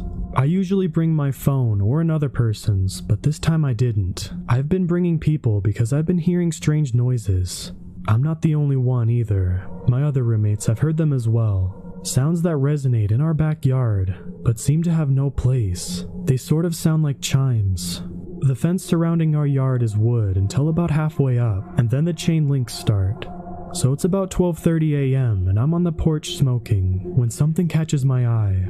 Now, I have 2 cats in my house, my boy cat and my roommate's female cat. There's a cat that wanders around and tries to sneak in from time to time. And I notice this thing that caught my eye is close to the ground and wiggling. I assume it's the cat and start looking around for something to shoo it away. Finding nothing, I resort to building a snowball and I throw it. A small one, nothing too big. I don't want to hurt it. I just want it to go on. So I throw the snowball and it hits it. It was then that I realized how big this thing was. As soon as the ball hit it, my entire body filled with an outstanding fear, one that I cannot explain. I was frozen. I watched this thing slowly stand up from the crouch that it was in. It looked like a man, but gross. Its knees was bent in the wrong way, and it had gross, sagging skin. It was unbelievably tall. Its arms were like twice as long as a person's. Its face was distorted, crinkled with the same wrinkles that creases its body. It looked at me, and I couldn't move. I couldn't breathe. With an inhuman speed, it took off towards the back of my yard, and it was gone. My feet started moving again, and cigarette still in hand. I crashed through the doors into my house. I screamed at my roommates to lock the doors and tried to calm my trembling. I can't get the image of this thing out of my mind. I can't calm myself. They keep telling me that I'm tripping, and that can't be real. But it's Christmas, I'm not on any drugs, and I know what I saw. I'm terrified. What do I do? What did I see? Update. 1:43 a.m. I force my roommate to go outside with me, and there are prints in the snow. While I can't confirm that they are the creatures, they appear too large to be that of Tyler's or my own. My cats won't go anywhere near any of the doors. And when we were outside, we heard what sounded like a cat, but it's weird. It had an almost garbled undertone. The leaves were moving as well. I'm terrified. Update. Last night was the toughest night I've had in a long time. None of my roommates believe me, except for the one that's also seen a skinwalker. All night long there was this very strange tapping and scratching coming from the attic. I couldn't get more than 45 minutes of sleep at a time. While trading stories around a campfire, my friend recalled an encounter he had while serving an LDS mission. My friend's mission region had a reservation within its boundaries. However, it was relatively far from where he was serving. On occasion, him and his mission companion were asked to travel further than usual, to meet with some investigators. This took them near the reservation. On their way home, Their car ran out of gas, and it wasn't until late that night that they were able to continue the journey home. My friend, who was driving while his companion slept in the passenger seat, chose a different route that took him through the back roads in an attempt to get home sooner. He told us he was driving above the speed limit when he noticed movement in the woods lining the road. Because coyotes were common in the area, he took little notice at first. Then he looked out the window and slammed on the brakes. The sudden stop jolted his companion awake, who immediately wanted to know what was wrong. My friend was shaken, and he said he would tell him once they got home. He asked him to say a prayer. By the time they made it home, his companion was eager to know what happened. My friend told him, "I looked down the road next to the car and saw 6 men running on all fours, keeping up with the car. I was driving 40 miles an hour." I'm from southern Ohio. My particular neck of the woods was hilly and full of the Amish. I lived deep in the countryside with my father, who was stricken with frequent seizures and was unable to work or live alone. My story takes place early in the autumn of 2014. I was a 26-year-old college dropout at the time and working part-time at a gas station. Thanks to this, I had a lot of free time on my hands, most of which was spent hiking in the woods surrounding my home. On one of my many solo hikes, I saw something that changed me. As stated before, the seasons had just changed to autumn, and the trees were just starting to change into the many brilliant shades that time of year is known for. I had decided after one of my shifts at work to get one last extended hike in before the cold started to set in for the year. I had left the house around 2:30 p.m. and told my dad I'd be back around 7 p.m. for dinner. Warm sun, but with a cooling breeze, remarkably low humidity, and not a cloud in the sky. Perfect weather for a hike. I had been walking alongside a creek using a large branch turned into a makeshift walking stick, my usual route, for around 45 minutes when I realized the woods were quiet. Too quiet. I stopped to listen, and aside from the running water to my right, there was not a sound in the forest. After shuddering from a chill I attributed to a breeze that had cut through the trees, I continued my trek, trying my best to match the silence of the woods with each step. Another 45 to 60 minutes passed, and my trail separated from the creek and began to loop back around towards my house. I had always dreaded this part of the hike due to the steep hills that laid before me, and stopped to take a breather. After resuming my hike, I had made it nearly 3/4 of the way through when I felt a strong wind at my back, then a loud crack somewhere in front of me. About 40 yards ahead of me, and about 15 yards to the right of the trail, a young white-tailed buck stood alert, but unaware of my presence. After a few seconds of taking in the beauty of the creature, I noticed that the wind was still blowing, and thought it was strange that the buck hadn't noticed me. I had always heard that being upwind of a deer would ensure that you'd be noticed, and that the beast would flee. Shrugging it off, I continued walking, making sure to remain silent as to avoid spooking the buck. After walking about 15 yards, I noticed movement in the direction of the deer. Looking, I noticed he was no longer alert, and began walking slowly through the brush. But I noticed something else as well. The deer was now around 30 yards away from me, but in between us, close to the ground, there was a pitch-black mass moving under the cover of foliage. It was much closer to the buck and approaching him. He had yet to notice it. I froze, waiting to see what the strange creature was, as coyotes are the only common predator around here, and this was way too large and much too dark to be one of those. After the distance between the two forest dwellers shrunk to what couldn't have been more than 10 yards, the hidden beast stopped, and with it, the wind. Time seemed to freeze in that moment. The deer suddenly looked in the direction at me and flinched, as if it was going to sprint away, but before it could take so much as a step, a large black cat lunged at it and instantly took the deer to the ground. While shocked at the appearance of this foreign predator, I remembered that there have been stories and eyewitness reports going around for the past couple of years of a large black mountain lion roaming the hills in my county. I could no longer see the animal through the brush, but I didn't need to see to know what it looked like. Quietly, I continued along my path, wanting to avoid disturbing the feasting feline. As I walked along, I realized I was getting a clearer view of the cougar. It was bigger than I expected, having only seen them on television or in books, and the color was mesmerizing, a deeper black than anything I'd ever seen, almost as if it was pulling the light towards it, never to escape. I stopped to marvel at the cat, and as I did, it began eating. I felt bad for the deer, but it was the circle of life and all. What felt like minutes couldn't have been more than a few seconds, and I was hit with a horrid smell attributed to the deer. I noticed that the cougar wasn't black all over. Its face and hands were the typical color. Wait, hands? Why did it have hands where the paws should have been? I began to study the creature more. Features which just seconds before were that of a large cat were becoming more human-like before my eyes. What was once a black cougar or mountain lion is now a large, bulky man with long black hair and covered in black furs for clothing, eating the deer raw with only his hands. I couldn't help but let out a quiet gasp, but it wasn't quiet enough. The man stopped and didn't move for a few moments. I knew I had to get out of there, but didn't want him to be able to follow me home.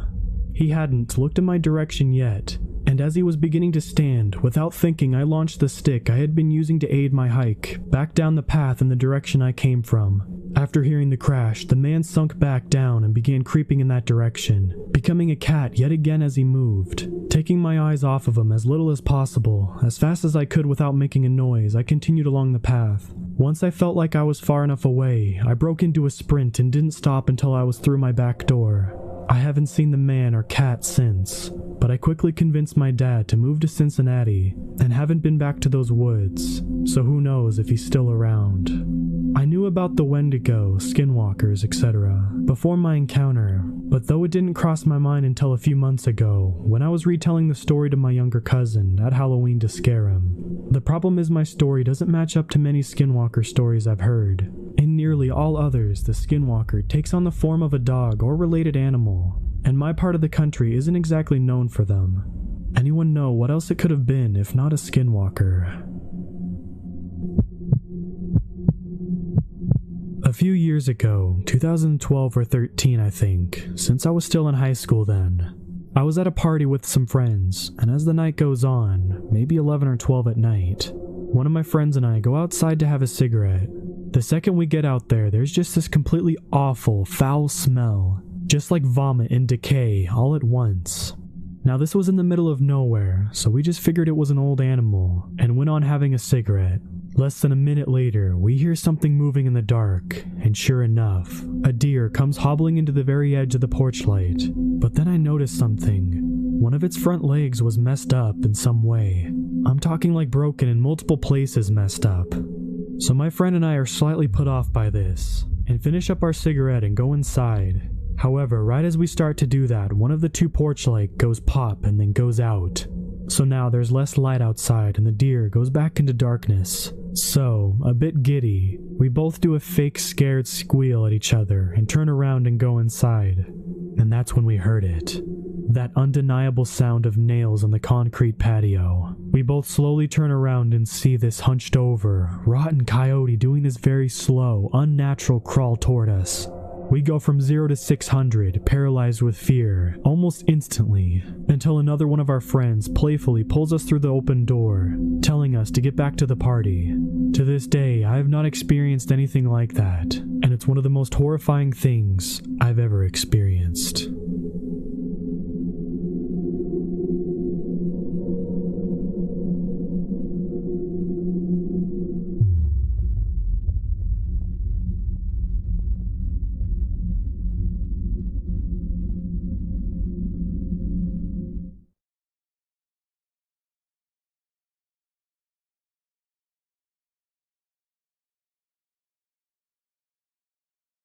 Go down a smaller trail that was only 2 feet wide instead of the normal road-sized trails that we usually go through. I was kind of freaked out but didn't say anything because I assumed she knew where we were going.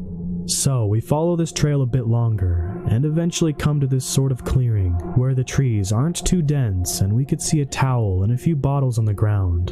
At this point, my friend tells me that she's got a bit turned around but knows that we're very close to the party because she's been at the clearing before, and she starts calling out, "Hey," hoping someone would hear her and shout back. When this doesn't work, she takes out her phone and calls one of her friends that she said was going to meet her at the party.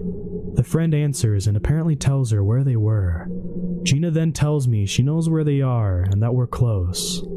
I joke that she better not get me killed, and as we nervously laugh, we hear a sound coming from behind us, followed by what sounded like a cross between a whistle of an old train and somebody blowing. We then turn around thinking, what the fuck was that? We shine our flashlights on a deer standing up on its hind legs with one arm against a tree looking at us. I know it sounds stupid, but just the way that it was watching us and standing up there was the most unsettling thing I have ever seen in my life.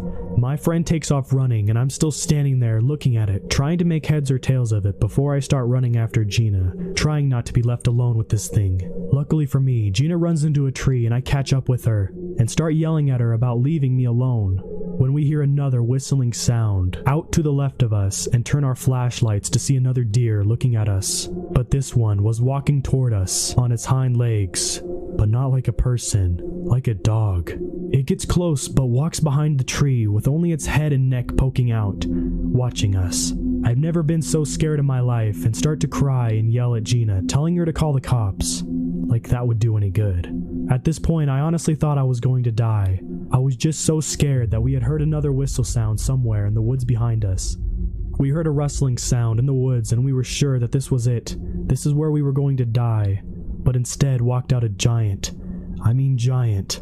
Like newfound size, but with short hair like a lab. Black dog. The dog then walked right up to us, looked at us for a bit, and looked at the deer behind the tree, which then started to make a sound like we had heard earlier, but the dog just stood there looking at it, not growling or barking or anything, just staring. The deer then started to make a huge coughing sound, but the dog stared at it without making a noise, before turning around and just ignoring it, and walking over to us and started barking and baying. A minute later, a professor who I'd taken a class with sophomore year burst through the brush and started yelling at Baron, his dog who had apparently run away into the woods. He was really confused to see us, but saw that we were crying and offered to take us back to his house and drove us back to campus. I haven't slept since that night, and I've been all over the internet trying to make sense of what I saw, and I think it was a skinwalker. I know this sounds totally crazy, and I probably wouldn't believe it if it didn't happen to me. I've never been a believer in the paranormal, but honestly, I have no idea what to make of what happened last night. I will say it again before you read this that it sounds insane, but please know I am telling the truth. I wasn't drunk or high, and I was with a friend of mine who saw the exact same thing. I go to college in a smallish school in Wisconsin. One thing this school is known for is having crazy parties out in the surrounding woods. I know it sounds stupid, but it's the only way to make sure that Campus PD doesn't come and shut it down. I haven't ever been to one of these parties. I've had difficulty with anxiety, but after 2 years of therapy and medication, I finally decided I wanted to go to at least one party before I graduate. I'm a senior. So anyway, I talked to my friend Gina, who's known as a bit of a party girl, and she tells me there's going to be a big party in the woods this Thursday. A lot of kids at my school don't have class on Friday, so we make plans to go. So last night, me and her head down a trail into the woods with flashlights, and we joke about how creepy it was. Everything was going smoothly at first, until we go down a smaller trail that was only 2 feet wide instead of the normal road-sized trails that we usually go through. I was kind of freaked out, but didn't say anything because I assumed she knew where we were going. So we follow this trail a bit longer, and eventually come to this sort of clearing, where the trees aren't too dense and we could see a towel and a few bottles on the ground. At this point, my friend tells me that she's got a bit turned around, but knows that we're very close to the party because she's been at the clearing before, and she starts calling out, "Hey," hoping someone would hear her and shout back. When this doesn't work, she takes out her phone and calls one of her friends that she said was going to meet her at the party. The friend answers and apparently tells her where they were. Gina then tells me she knows where they are and that we're close. I joke that she better not get me killed, and as we nervously laugh, we hear a sound coming from behind us, followed by what sounded like a cross between a whistle of an old train and somebody blowing. We then turn around thinking, what the fuck was that? We shine our flashlights on a deer standing up on its hind legs with one arm against a tree looking at us. I know it sounds stupid, but just the way that it was watching us and standing up there was the most unsettling thing I have ever seen in my life. My friend takes off running and I'm still standing there looking at it, trying to make heads or tails of it before I start running after Gina, trying not to be left alone with this thing. Luckily for me, Gina runs into a tree and I catch up with her and start yelling at her about leaving me alone, when we hear another whistling sound out to the left of us and turn our flashlights to see another deer looking at us. But this one was walking toward us on its hind legs, but not like a person, like a dog. It gets close but walks behind the tree with only its head and neck poking out, watching us. I've never been so scared in my life and start to cry and yell at Gina, telling her to call the cops. Like that would do any good. At this point, I honestly thought I was going to die. I was just so scared that we had heard another whistle sound somewhere in the woods behind us. We heard a rustling sound in the woods and we were sure that this was it. This is where we were going to die. But instead walked out a giant. I mean giant. Like newfound size, but with short hair like a lab. Black dog. The dog then walked right up to us, looked at us for a bit, and looked at the deer behind the tree, which then started to make a sound like we had heard earlier. But the dog just stood there looking at it, not growling or barking or anything, just staring. The deer then started to make a huge coughing sound, but the dog stared at it without making a noise, before turning around and just ignoring it, and walking over to us and started barking and baying. A minute later, a professor who I'd taken a class with sophomore year burst through the brush and started yelling at Baron, his dog who had apparently run away into the woods.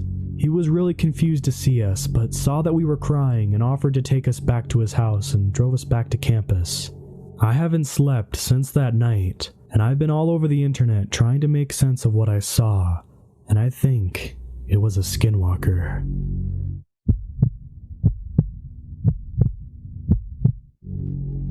When I was young, I lived in quite a small town in Queensland. The whole town was surrounded by trees in every direction for hundreds of kilometers, and we had so much room to play. This particular story is about the first time we got drunk. In the winter, the levels of water would drop significantly, enough for us to camp on the riverbed. My best mate's parents owned a pub at the time, so we were in charge of getting the drinks for our little trip, so we could finally cross that off our bucket lists. The place we had in mind was out near an old settlement, where a few creepy things have happened to us over time. So we made our way down to the riverbank, which was low on the side we came in and really high on the other side. You couldn't see the other side through all of the trees on top, and it was kind of unnerving knowing that someone could be up there watching and you wouldn't know. There are about 7 of us kids in the camp, and our parents have no idea where we are or what we're doing. We lied and said we were staying at a friend's place. We set up camp and built a little shelter for all of us to sleep under. We got all set up and started drinking as the sun was setting. Soon, it was dark, and we were in full swing of mixing drinks and singing songs and throwing stuff into the water, and generally making a whole heap of noise. As we were starting to wind down, one of my friends said he saw something move at the top of the riverbank on the steep side. We all say that he is full of shit and should calm down, but he is adamant that someone is up there. So we all start calling out, "Come out, you coward," and other such things, being brave well beyond our years. To our surprise, a man wearing straggly clothes and no shoes comes out of the tree line, stands on the edge of the bank and just stares at us. We all go silent, waiting for him to do something. But for about 5 minutes, he just stands there, and then he retreats back into the tree line.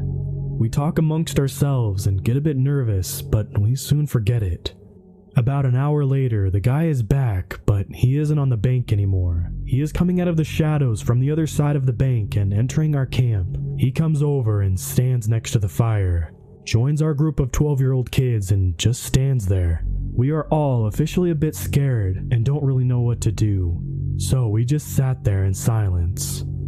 Eventually, one of my friends gets up the courage to speak to him. "G'day, mate. How are you? Are you okay?" The guy just stares at my friend and then starts staring at each one of us for a little bit, spending time on each of us. My friend tries again. "Hey, are you okay? What's your name?" The man snaps his head back at my friend and stares at him wide-eyed for at least 2 minutes before answering. Without blinking, he says in a raspy whisper, "That's none of your fucking business." And he hisses like a cat. This guy just jumps back screaming and staring at the fire like it had just appeared and runs off, up the steep bank in record time. It was impossible to get up this thing, so we all just stand there, speechless. We decide that it's best if we just stoke up the fire, because it's about a 19-kilometer walk in pitch black to town, and we weren't confident of that. So, stoke the fire we did. We sat up for as long as we could, keeping watch, not really talking. We all eventually dozed off, one by one. When we woke up in the morning, everything was gone. All of our alcohol, all of our bags, all of our shoes and blankets, everything. The creepy thing is that none of us awoke as someone robbed us blind, and there was not a single footprint. We were sleeping in damp sand, so there should have been footprints everywhere, but there were none. It looked like we hadn't even been there. Needless to say, we bailed and ran almost all the way back to town. Our feet were all cut up and messy by the time we got back. We never told our parents about the camping trip, and I think we never will.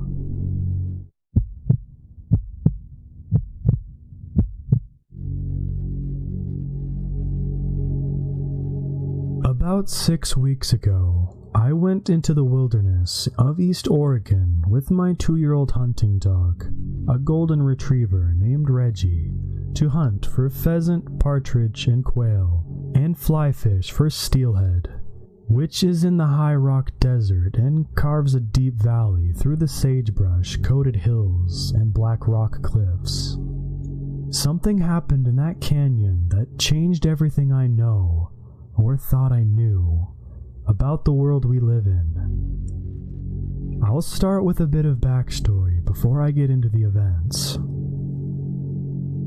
I did the same camping trip with 2 buddies last November during my dog's first bird season, and we were all psyched to have a round 2. Unfortunately, one of the dudes bailed because of work pressure, and the other because he needed time to prep for an interview.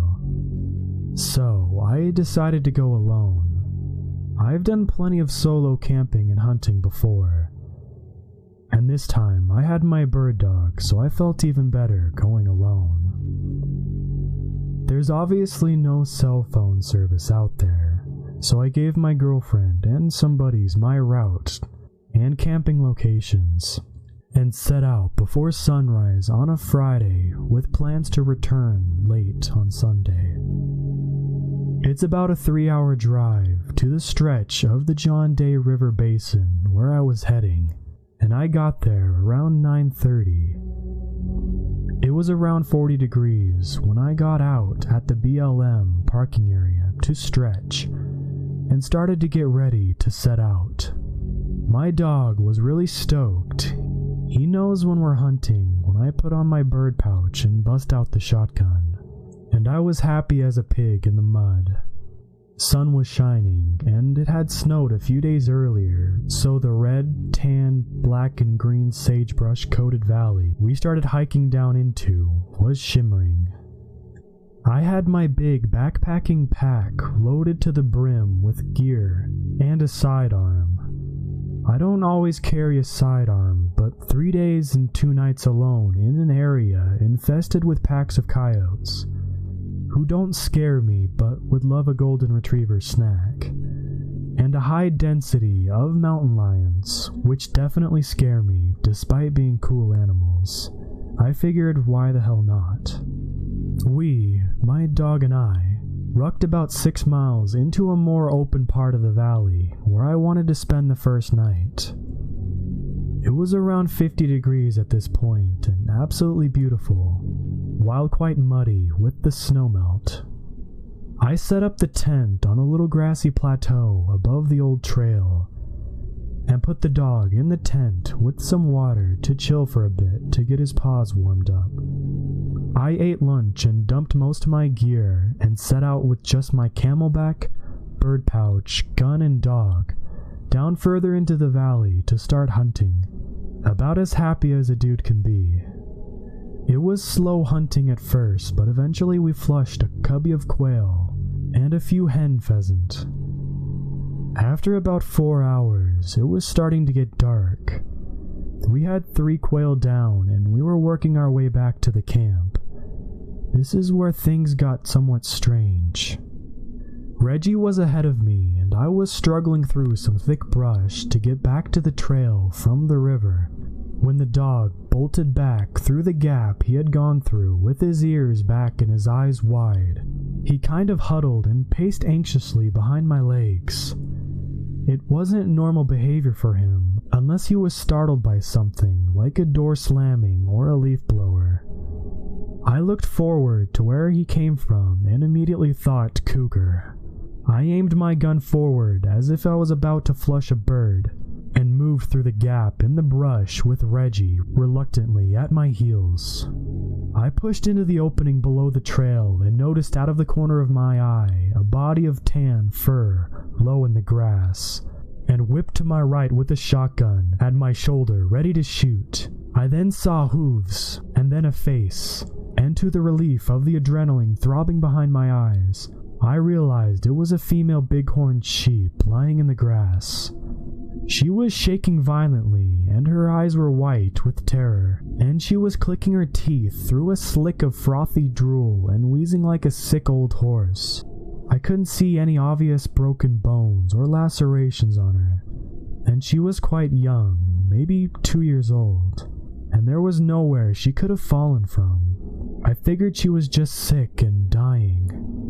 I actually gave her a slight shrug as if to suggest, Mother Nature's a bitch, sorry girl, best of luck to ya, and had to drag Reggie by his collar to the left, away from the strange, frantic thing. I'd run into dying deer and elk in the Rockies where I grew up, and I knew that sometime soon, as if camp wasn't that far off, I'd hear the terrible noise of coyotes beginning to feast.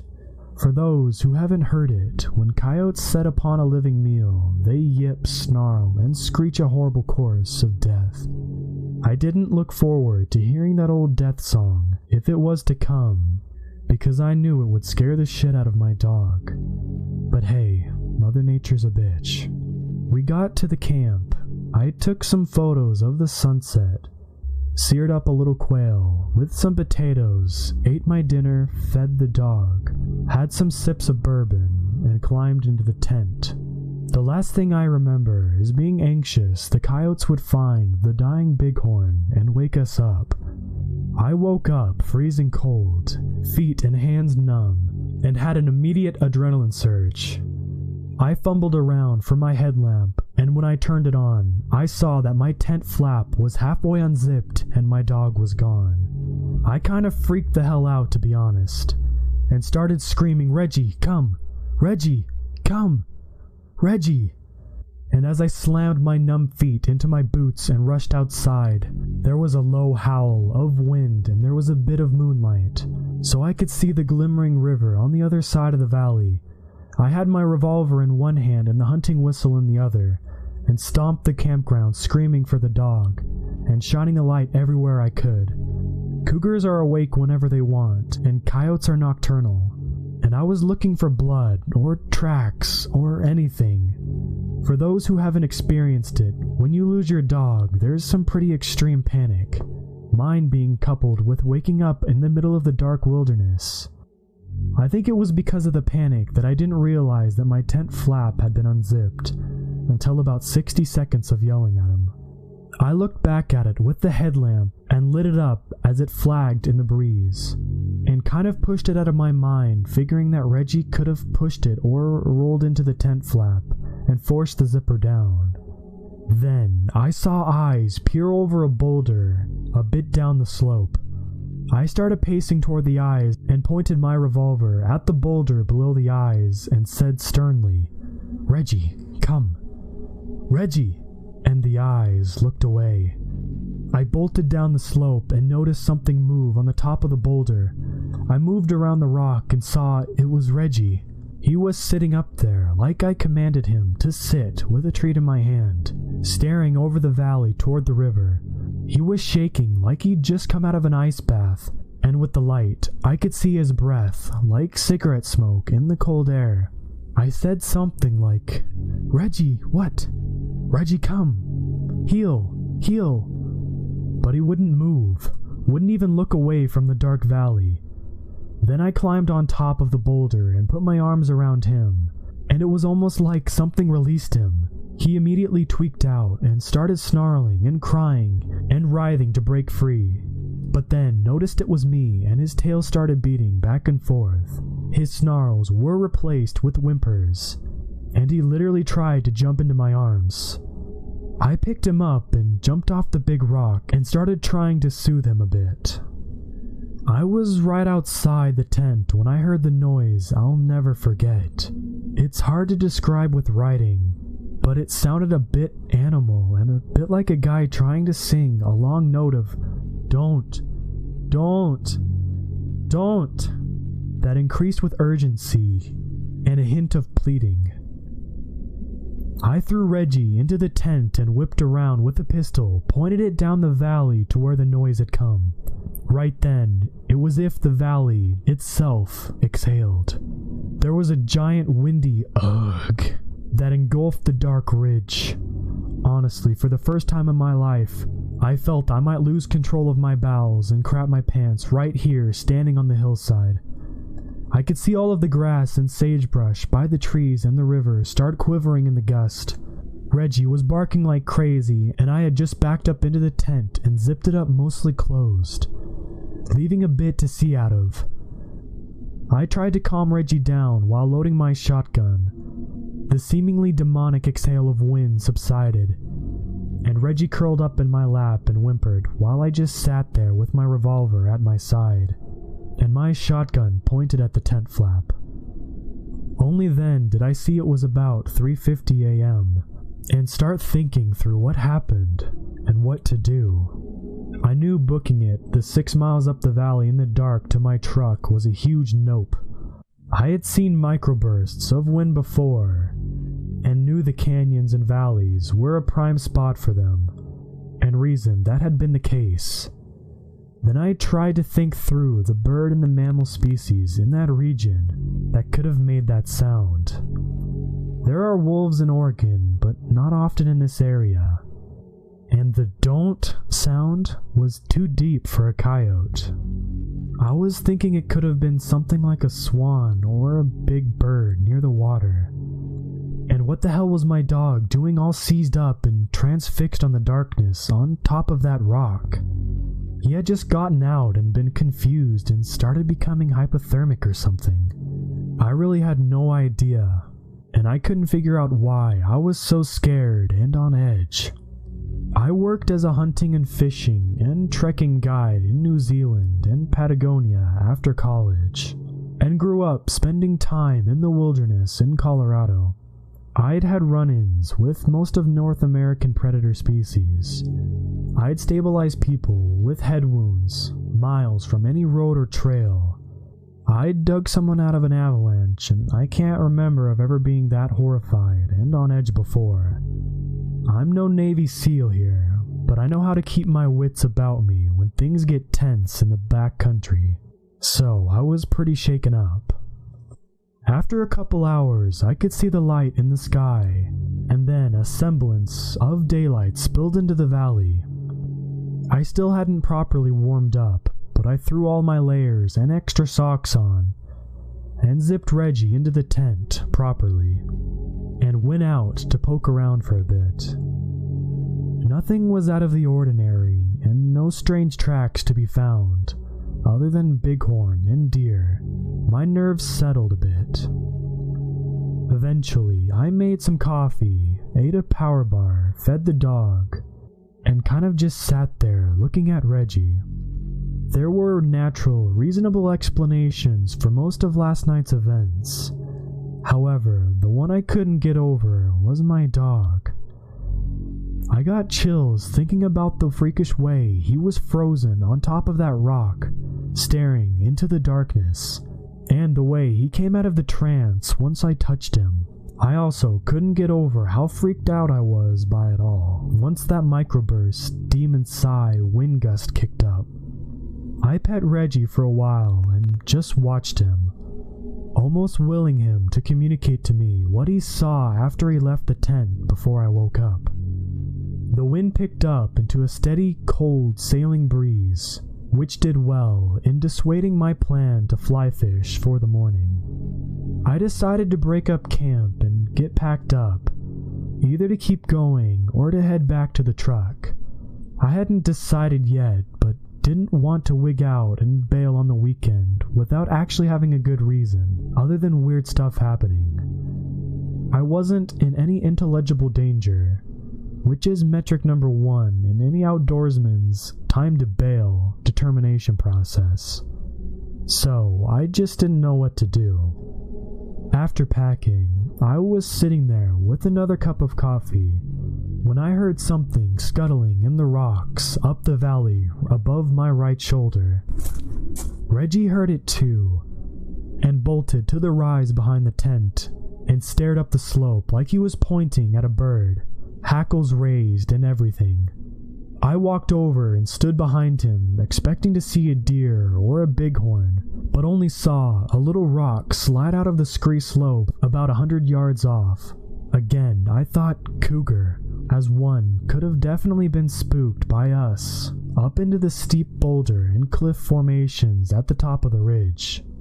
Little rock slides happen without disturbance, but something didn't seem natural.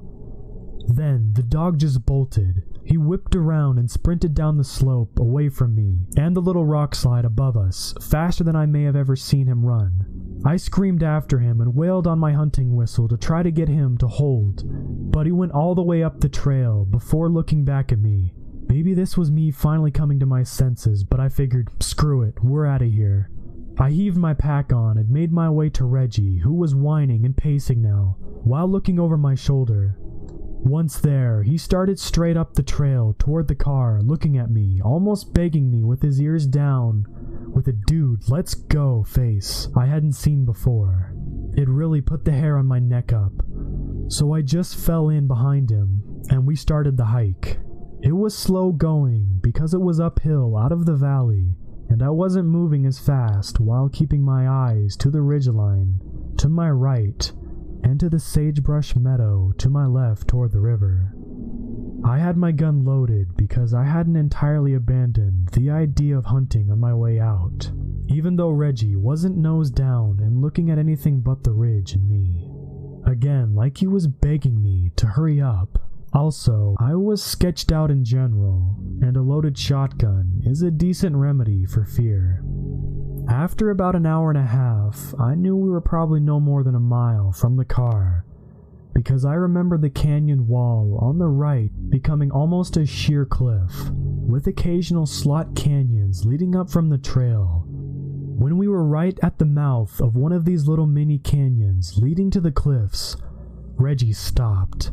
He froze again, like he saw a game bird looking up in the rocks. I thought maybe it was actually a quail, so I got my gun ready and took a few paces up the ridge to see if Reggie would hunt up like he normally would. But he started whining and pacing again, and even shaking a bit while whipping his head back and forth, scanning frantically up and down the hill. I was worried then. I knew he wasn't right. I looked behind me and saw something move between two large boulders. I aimed my gun, thinking again cougar, but I saw two hooves, thinking now bighorn or mule deer. I took a few steps up the steep slope toward the animal, seeing if I could spook it up the ridge and see what it was. And the wind started picking up, and there was sage twigs whipping around the little black rocked canyon. And right then, Reggie started going insane. He was snarling and yelling like I'd never heard before. But I started saying, "Reg, stop! Reggie, no!" while slowly wheeling the corner to see what the rest of the animal was. And that's when my entire life and understanding of the world changed. Behind that rock corner was definitely a bighorn sheep. It was standing on its back legs looking at the rock wall, with its front legs curled up grotesquely into its chest where I couldn't see them. It was shifting its weight back and forth between its back hooves, and it had massive curled ram horns I'd only seen on a few big males before. I was immediately jarred by the sight, and I think I blurted out something like, "Holy hell," but thought for some reason it was just stuck or wedged there, or had fallen in the vertical position from above. Then it slowly started stepping and turning around, staying entirely on its back feet. Then it whipped around to face me, and it definitely wasn't stuck. It was literally standing comfortably, like a man, on its back legs. It looked like a normal bighorn sheep, but its eyes were wide and terrifyingly human, and staring at my stomach or waistline. It was drooling a ridiculous amount of frothy slobber out of its clattering mouth. I was tripping and sliding backwards, and a half second from blasting this freakish ram in its face when it looked right up into my eyes and shouted, with a wheezing, boyish voice with a terrified, pleading urgency, "Please don't! Please don't! Don't! Don't!" I tripped and rolled down the trail, and Reggie was tearing up the path ahead of me. I leaped up and trained my gun right up at its spot. I saw the ram's horns sticking out and most of its face, as if it was peeking out behind the rocks like a child playing hide-and-seek, and it was still staring at me, dead in the eye, then ripped its head back behind the rocks. I could hear it still, but it sounded like it was sobbing like a little boy, while repeating, "Please don't, please don't, please don't." As I was pacing backwards, I noticed that I was screaming at it like a savage, like I had done when running into black bears to try to scare them off, not saying anything intelligible, and also screaming for my dog so we didn't bolt a mile ahead. When I got 50 yards down the trail, I shot both my 12-gauge hunting loads down the empty trail into the dirt and kept walking backwards. Reggie was back at my heels at this point, but still whining and barking. I swear, I walked the whole mile backwards, scanning like a madman, hands white and stone gripped on my gun, until I got a glimpse of the valley opening where my truck was. Then I just bolted. I sprinted like a child running from a monster. Reggie stayed ahead of me, and when we were at the truck, I tore my keys out of my bag, threw the dog, bag, and gun into the car, and tore out of the valley back to the state highway like a drag racer. I stopped at the first town and tried to calm Reggie down, and myself, and I still didn't get cell service. I went to the gas station, not to get anything really, but just to interact with another human and make sure the ram monster, or my insanity, was isolated in the canyon. I must have looked like I'd seen a ghost because the first thing the woman said was, "You okay, hun?" I bought a Gatorade and drove back north to the interstate and straight home. I haven't slept right since. My diet is all messed up. I can't think at work. My dog is super jumpy and doesn't like walking at night anymore. Not sure what to do to get over my encounter with this talking, pleading, sobbing beast. But I know one thing for sure.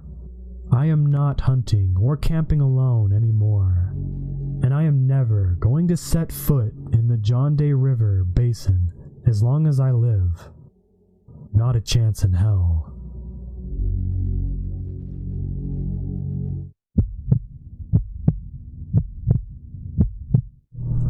Rewind 2 weeks. It's the 4th of July. A few of my friends want to actually do something instead of lounge around in front of our computers like we do every day. There were 5 of us, me, Neil, Elijah, JD, and Neil's sister, Katie. Neil had the idea to go to his grandparents' house, as they owned a farmhouse. We live in Texas, so having that much space, especially with other houses being half a mile out, it was the perfect place to pop fireworks without getting into too much trouble. The drive from where we lived to their house was about a 40-mile drive. Unfortunately, the only car that we had at our hands was a 2-door, so trying to fit 5 of us into the car was hectic, to say the least. The drive was actually tolerable. 3 of my friends were in the back and found a comfortable, yet funny position to sit in the car. The music Katie was playing was helping a lot and definitely passed the time. We all bought some fireworks halfway there, and my friends jumped back into their designated position for another 20 miles. As we got there, Neil forgot to mention that his grandparents were out of town for the week, which made the experience ahead of us a lot better. All of us got out of the car except for Katie, who suggested that she get us all food and sodas for the night. She kept the fireworks in the back because she didn't want us popping any off while she was gone. She drove off and we were all left there without fireworks. So we did the next best thing, went to the pool in the back. Something that already put me off was that ranch sat considerably close to a forest. Neil even went the extra step to tell me that there's an occasional wolf that can be a hassle to deal with. Of course, I got nervous because I had nothing to defend myself with if one had jumped over the fence. He handed me a pocket knife, saying that there's a shotgun in the living room if something goes down. He mentioned that he was going to set up a game of Risk for us all to play while Katie was out, as the drive to the closest market was well over a couple miles out. So, Elijah and I sat poolside, telling stories to each other about stupid stuff that happened while we were in college. During our talk, I was staring out in the forest line, paranoid about the wolves that Neil teased me about. I saw something move. I couldn't tell since the porch light behind me was making it harder to see any details, but the way it moved made my heart jump. Elijah could see my body language as he leaned in to see what was there. He started to ask me what I saw, and I replied with a wolf on the tree line. He looked toward where I pointed, and he calmed down. "That's just Katie, dude. I think she was trying to scare us." He started calling her name, waving his arm and laughing, saying how she scared the hell out of me. Neil came out of the house, wondering what Elijah was screaming about. Then he saw his sister standing in the field. He started to laugh when Elijah told him what happened and how I was on the edge of my seat.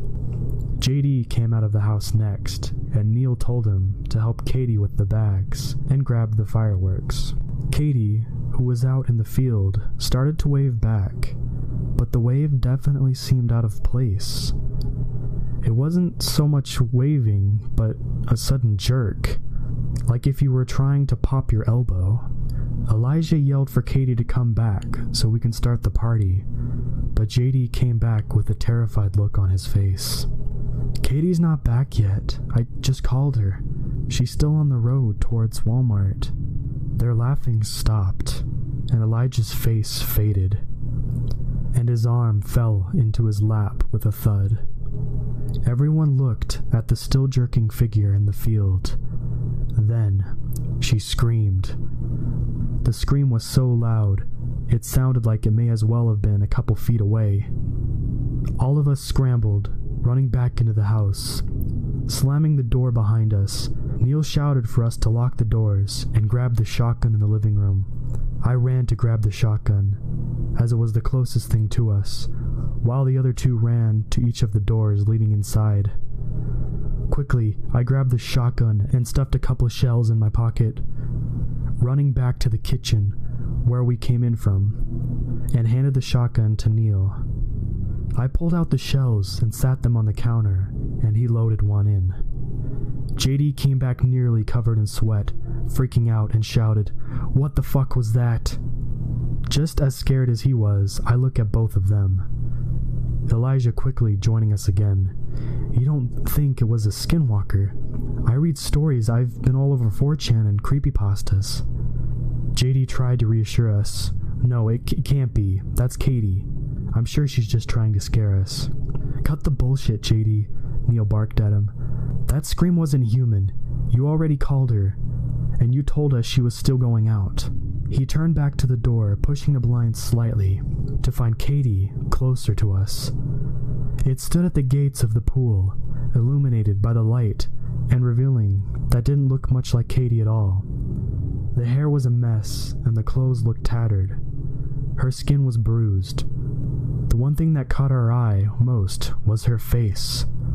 The head was tilted, like it struggled to support the weight. The eyes were blank with emotion, and the jaw was agape. It raised an arm, jerking it like it did before in a mock wave. The jerking, however, started to get more violent as the entire body started to shake uncontrollably. Neil quickly closed the curtains and backed off. He orders us to sit behind the counter. He set himself in the gap leading into the kitchen with a gun aimed at the door. I was silent for what felt like an hour. The three of us continued to look at Neil, who was completely focused on the door. A massive, grotesque smell entered our noses, and all of us reacted appropriately. The horrid stench was like if you left groceries to ferment in a box in the summer heat, with a couple of carcasses as a garnish. It was definitely hard to breathe, tasting the smell in the back of your throat, even with your nose pinched. It was so bad, JD actually threw up. Then, without any warning, the smell was gone. The hot air that was the smell went away, and was easier to breathe. I was afraid to let go of my nose, but was rewarded with a breath of fresh air. Everyone took a couple of breaths to rid their lungs of the pungent smell that lingered before. Neil asked us if we were okay and replied, JD being the exception since he'd puked. We heard what sounded like a whine. It sounded like a mix between a dog and a child about to cry. It was coming from the porch door, but from the front where we came in from the car. All of us stood up, Neil moving forward as we stayed back. We knelt down by the stairs, still hearing this whining. It didn't hit me until we positioned ourselves, but it sounded like something was trying to talk for the first time, like an animal. In a raspy, but still high-pitched voice, I could make out a very small portion of what it was trying to say. Ye, fuck, hot. It kept repeating this until it started to sound more enunciated, more human. What the fuck was that? It sounded like JD. Same accent, same speech pattern, same voice. JD started to shiver. His breath was getting shallow. He shouted back in a scared voice I'd never heard come from his mouth until now. Get out. Leave us alone. Get the fuck out. Leave us alone. Get out. The last words that we heard were in the same scream we heard when we saw it initially. It started to pound on the door. Not like it was trying to force itself in, but like an impatient knock. It started to scream in the same pitch we heard it when we initially saw it. Get out! Get out! Get out! It terrified all of us. The inhuman screams, the polite pounding on the door. I started crying. I thought this was it. Neil wasn't scared, like us. He was right pissed. He stood up storming towards the door, screaming. He swung open the door, pointing his shotgun at whatever was on the other side, pulling the trigger, filling all of our ears with the sound of a shotgun blast, and the ringing to follow. Neil stood at the door, huffing. His body language was wanting to rip this thing apart. I stood up, looking past his arm, seeing nothing but a shell on the ground. I looked up past his shoulders, seeing nothing on the driveway, and the road leading back to where we came. He turned around, the adrenaline fading away, and a shaky voice coming from his mouth. We're not staying here. JD, call Katie and tell her to get ready to go back home when she comes back. The rest of the time, all of us were in the kitchen. The shotgun sat on the counter with several shells near the butt of the gun. None of us wanted to say anything. None of us wanted to look at each other. It was nothing but silence until Katie called us. Neil quickly wrote a note, leaving it on the gun as we left. All of us hopped into the car, silent. Katie noticed our behavior and constantly edged us to tell her what happened. She pouted and put on her music to cheer us up. The only thing I could hear was the blood-curdling scream, telling us to get out.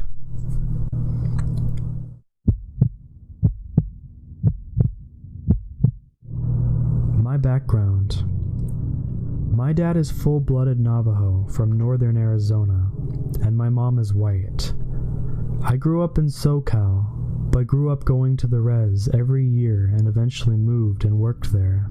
I'm not a skinwalker expert by any means, but I'll share what I know.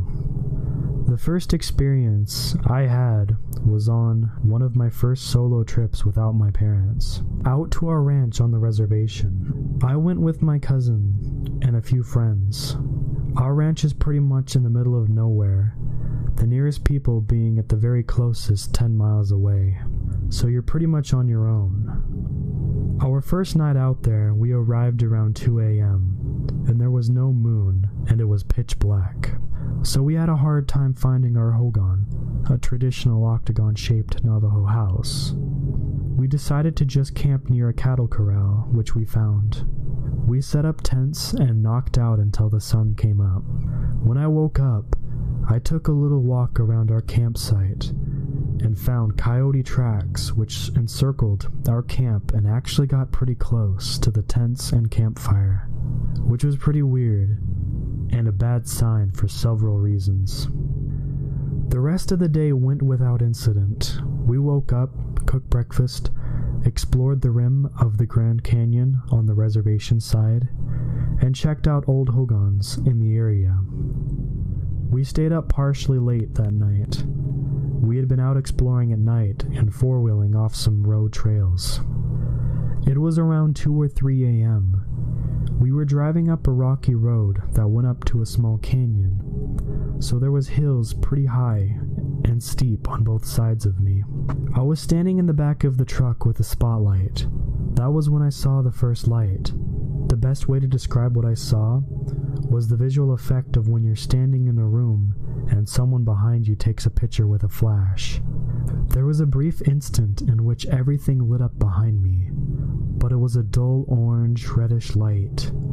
I turned around towards where it came from and shined the light around, but there was nothing there whatsoever. Just a bunch of rocks. We thought it was weird, but kept driving. Once on top of the hill, we stopped to look around and noticed the weird light again, but this time it was far away, at least several miles. It was the same color, but looked like a muzzle flash from a gun. I waited and waited to hear the gunshot, thinking it was people like us shooting at night, but it never came.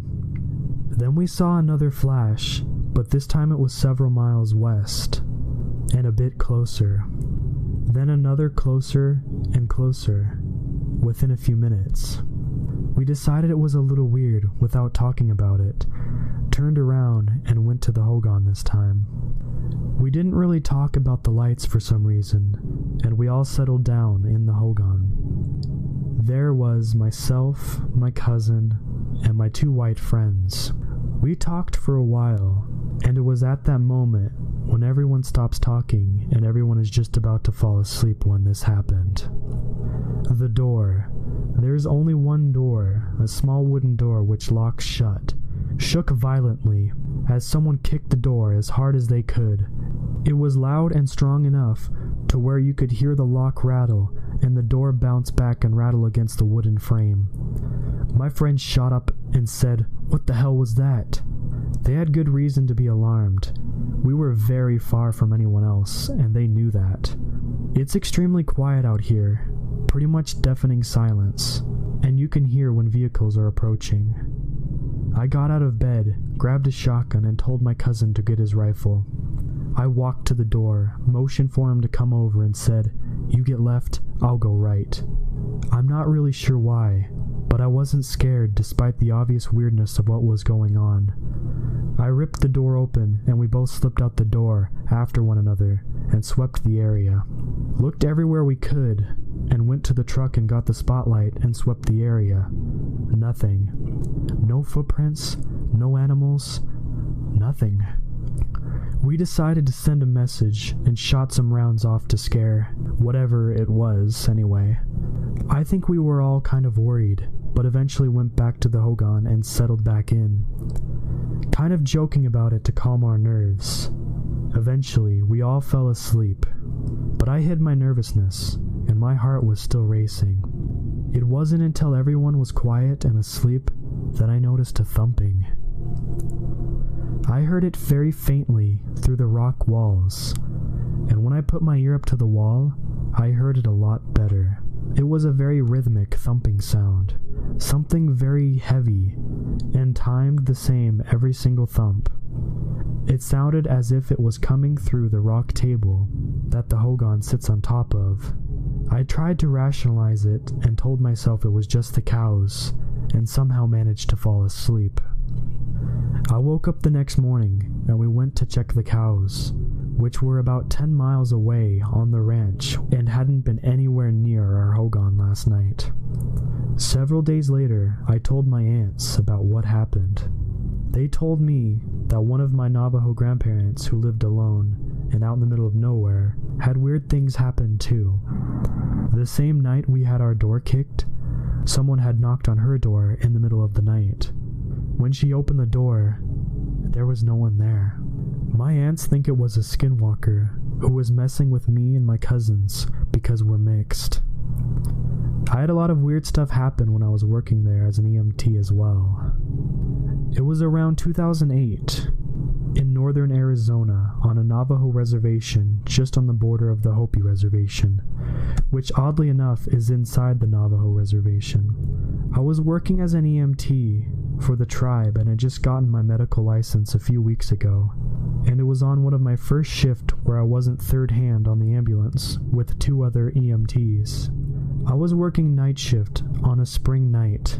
It was a little chilly, but not cold enough to need a jacket. The moon wasn't really out, so it was another dark night on the res. We were stationed outside the emergency department, working from 7 p.m. to 7 a.m., and responding to 911 calls. We got paged out for a man-down call to the Hopi village with no other information. We usually asked assistance from the police department in securing the scene, just because that's standard protocol. And a lot of times, it's a nightmare call. There's a possibility of domestic violence or rowdy people. But as there's very few police present on the reservation, there were no police units available to respond with us.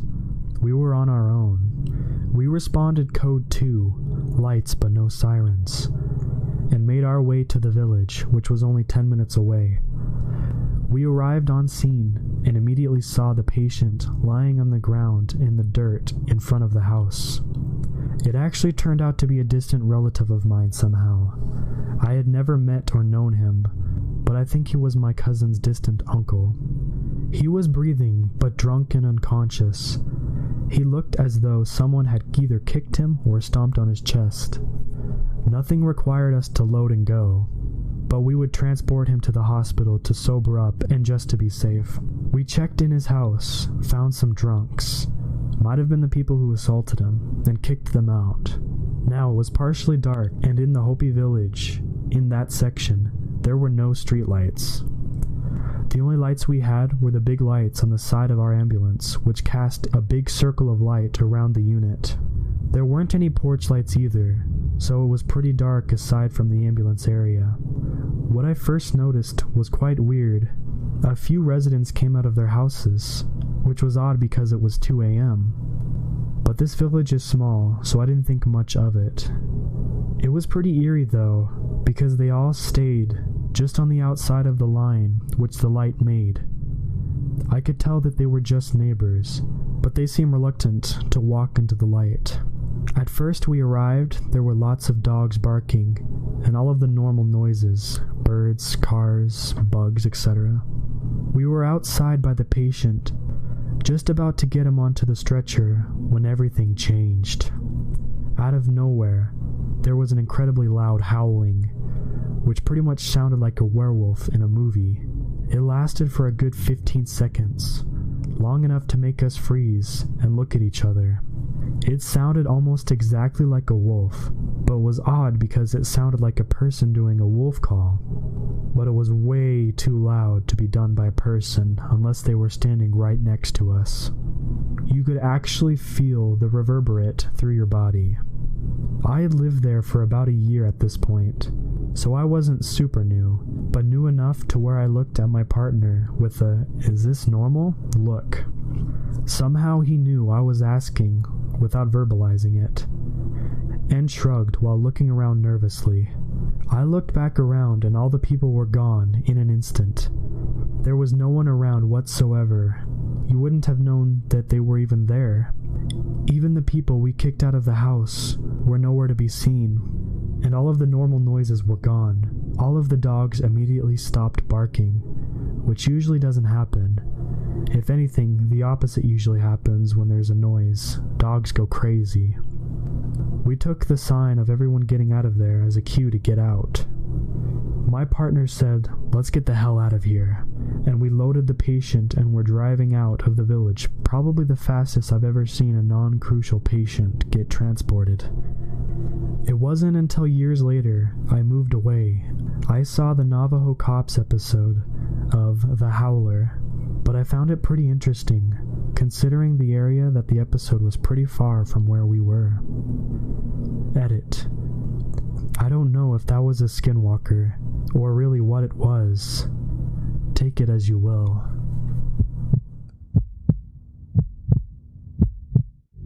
My father told me a story once. I'll never forget it, for a few reasons. I think it's the first story he ever told me as a child. It's also the story of how my grandfather died, but honestly, that isn't the reason. You hear stories on TV, or sometimes you overhear something in a public place. People talk about ghosts, aliens, and you think to yourself, that isn't real. They're making it up, or they're mistaken, or they're crazy, or something like that. You just can't believe it until something happens. Something that brings it all together, connects the dots in a way you didn't think of before. Maybe it happens to you. Maybe you hear it. Maybe you hear the same story again and again, happening to different people. It doesn't take long for the world to become a lot bigger than you thought it was. As I said, this is a story my father told me, but I never believed it, even though he swore up and down it was true. It wasn't until I started clicking around the internet I started to believe. I started to hear other stories, just like the one my father told me. It didn't take me long to believe in the rake. That's not what my father called it, of course. He's never used the internet in his life. He wouldn't know of what the consensus has taken to naming it. When he chose to call it something other than it, or that thing, he called it Skinwalker, after an old Cherokee tale his grandfather told him. But I'll tell you the story the way he told it to me. We were out hunting one night, he'd tell me. Coyotes. We'd kill them for $50 a skin. They lived in a dairy farm in Ohio. They'd kill calves sometimes. We'd do it every night because we needed the money. Sometimes, while we were out, we'd come across a deer and kill it. Our landlord didn't mind, and it could feed our family for a few nights and save us some money.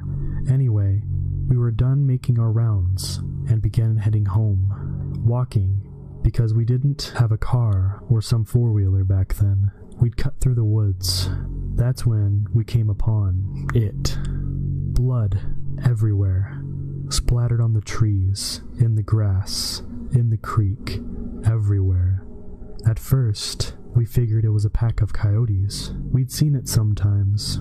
They can't scavenge and start hunting a deer or cattle. The worst was when they bred with feral dogs. But this wasn't like that.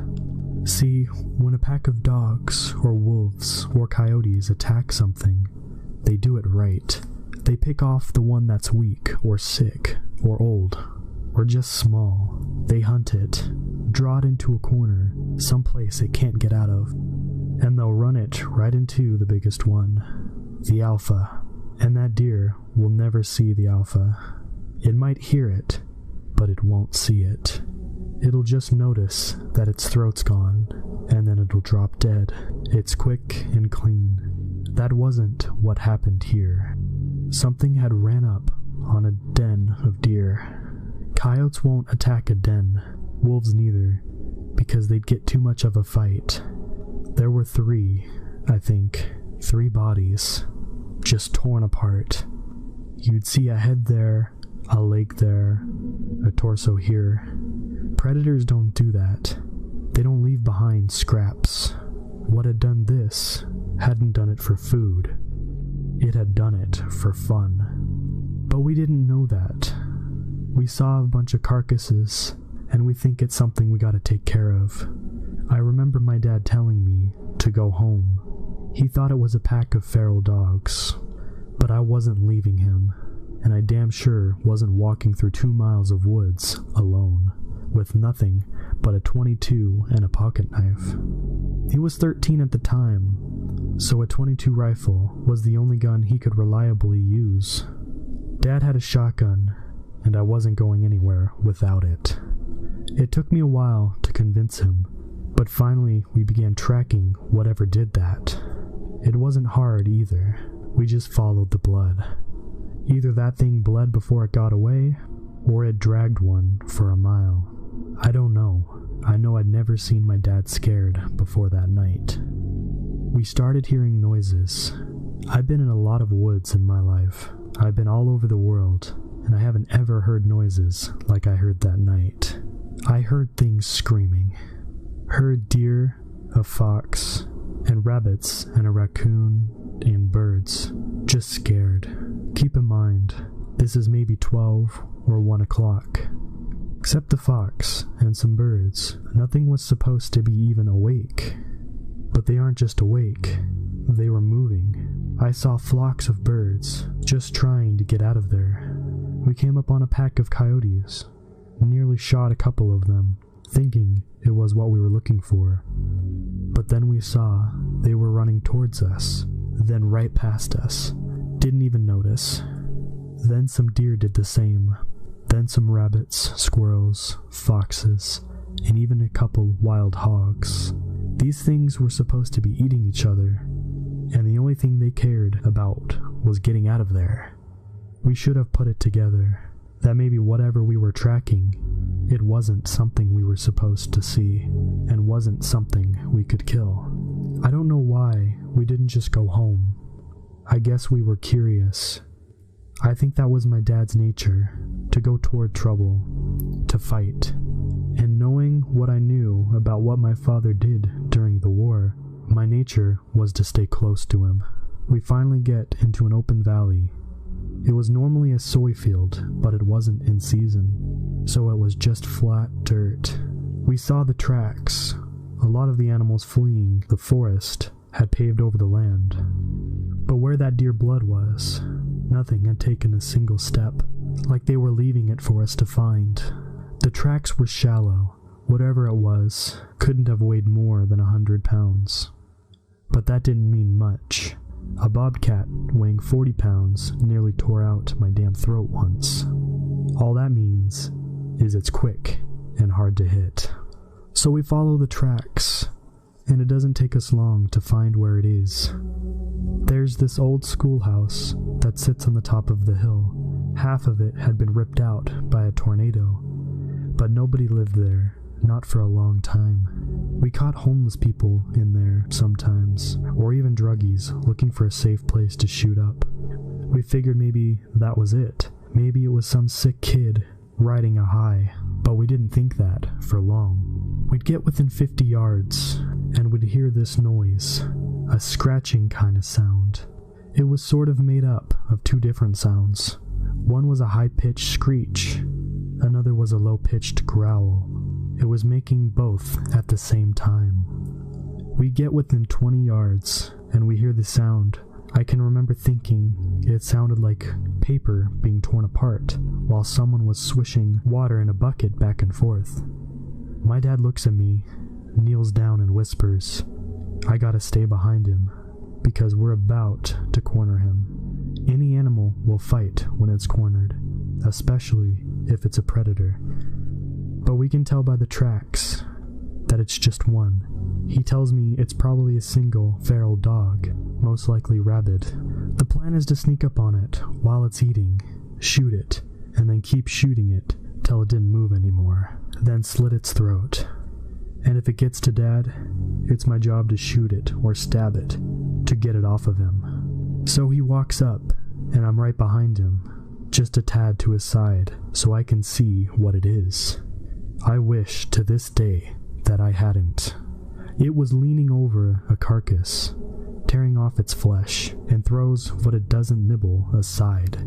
There was blood all over the brick, glistening in the moonlight. It's pale white, human-looking, but not quite human. It had arms and legs like a human, but it sat like a monkey, hunched over, and its hands weren't normal. It had long fingers with claws at the end. So we see that, and my dad hesitates. He wasn't about to fire on a person, so he clears his throat, trying to get it to turn around. I swear to God, all the noise just ceased. I haven't ever heard true silence before that, and not after it, but for 2 seconds, nothing. Nothing made any noise, which made it all the louder when it turned around and made this shrill cry and jumped on my dad. He got a shot off. I think he missed. If he hit the thing, it didn't mind, but it was on him, tears parts of him off. I start shooting with my .22 point blank, but it barely bled. I got off 5 rounds, and then I started hitting it with the butt of the gun. It wasn't budging. It didn't even register that I was there. It's clawing at my dad, taking off bits of his flesh, and starts on his torso, ripping off skin, and then moves up. It tore off his throat, and then his nose, ripped off the bottom half of his jaw. I don't exactly remember what happened, but somehow my dad's knife ends up in the thing's shoulder, and my dad ends up on my back. I'm running, and by God I'm running faster than I have ever ran before, and it's following me. I end up back in the woods, opposite the ones we've been in. I'm heading towards my landlord's house, 'cause it's half a mile away. I can hear the thing screeching and moaning. I hear these tree branches crack and get thrown around. It sounds like someone's taking an axe to every single tree I pass. It's cracking so loud and often, but I just can't look back. Finally, I trip into gravel. I look up, and there's my landlord and a bunch of his buddies drinking around a campfire. I scream and I cry, and they come over. I'm telling them to call an ambulance. And he looks at me, and I'll never forget what he said. "What's on your back?" he asked me. Just as he said it, he saw one of those god-awful flannel shirts my dad wore everywhere. It was what was left of my dad. Suddenly we hear it, screeching. He grabs me and my dad gets thrown to the ground. I'm fighting him, crying, 'cause I think we can still save him somehow. But my dad had been gone before I ever picked him up. He has to pick me up and throw me aside before I come with him. He and his buddies were all inside and locking their doors and getting guns. The landlord's asking me what happened, but I just don't know what to tell him. He pieced enough of it all together to understand that there was something dangerous there. All the lights in the house were on, and someone called the cops. They'll be there, but in 15 minutes. We look outside, and I see it walk in front of the fire they'd made. They don't know what it is. One of them says it looks like an ape. Suddenly, something goes through the window. We shoot at it, but it ain't the thing. It's my landlord's dog. Just the body, though, not its head or legs. We start pushing things in front of the doors and windows when we hear something in the garage. I remember one of my friends saying the doors were open. We hear metal and glass just get ripped apart, but we put a couch and TV in front of the door to the garage. It banged around some more, but then it got quiet. Not silent, like it was before. We could hear it move around some, and the guys were talking, making sure the guns were ready. Someone hands me a pistol. No sooner did I cock the hammer back, did we hear something shatter upstairs. Then we heard it screech again, except now it was louder, and it didn't echo and fade out, because it was inside. We all rushed to the one door leading upstairs, and we got to it just as that thing did. It opened it just a bit, and 4 or 5 men just slammed into it. It got its hand through though. Someone with a shotgun took care of that. Put the barrel right up to its wrist and pulled the trigger. Cut its hand clean off. That only pissed it off though. It started pushing on the door, clawing. We were on one side pushing as best as we could, and it was on the other side doing the same. The wood was just not going to hold. Someone tells us to keep our heads down. Then suddenly, the top half of the door is just gone. My ears ringing, and there were splinters everywhere. 2 or 3 of them unloaded on the top of the door. I don't really know where it went after that. The police got there. I was still glued to the door, or what was left of it. The sun was up before they got me off it. They put me in the hospital for a while. A lot of the people talked to me, but I didn't talk back. Not for a long, long time. When I got back home, I got a job for the landlord, working on the farm. We didn't talk much, not about the thing, but I signed up for the army when I was 19, and he'd sat me down to drink some scotch as a send-off. I asked him right away what the police told him. The story they went with was a wild animal, probably a wolf or maybe a bear that had migrated north. I asked him how could they say that when they had the hand. He looks at me stunned. He tells me the hand never made it back to the station. The cop who had it in his car wrecked into a tree and died on impact. The hand was never found, probably taken away by an animal.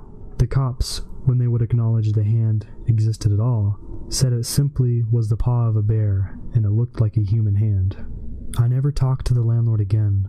He went missing when I was in basic. Never found him. They say he owed some people money and just ran away. But I don't think it's that simple. I never went back to those woods. I wouldn't even if I had the whole US Army on my back. I don't think my father felt he had anything left, and that he might as well settle old scores. He went into those woods. He never came back. The FBI was called. They did a show for everyone involved, but I knew they weren't really looking.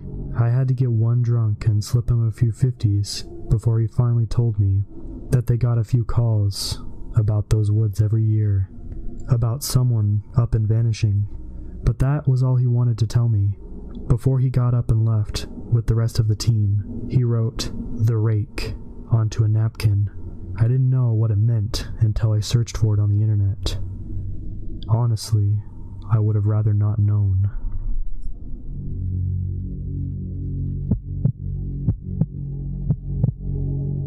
Rewind 2 weeks. It's the 4th of July. A few of my friends want to actually do something instead of lounge around in front of our computers like we do every day. There were 5 of us.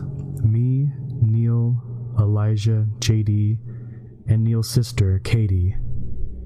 Neil had the idea to go to his grandparents' house, as they owned a farmhouse.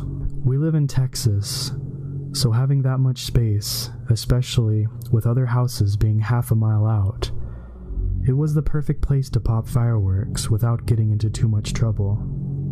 The drive from where we lived to their house was about a 40-mile drive.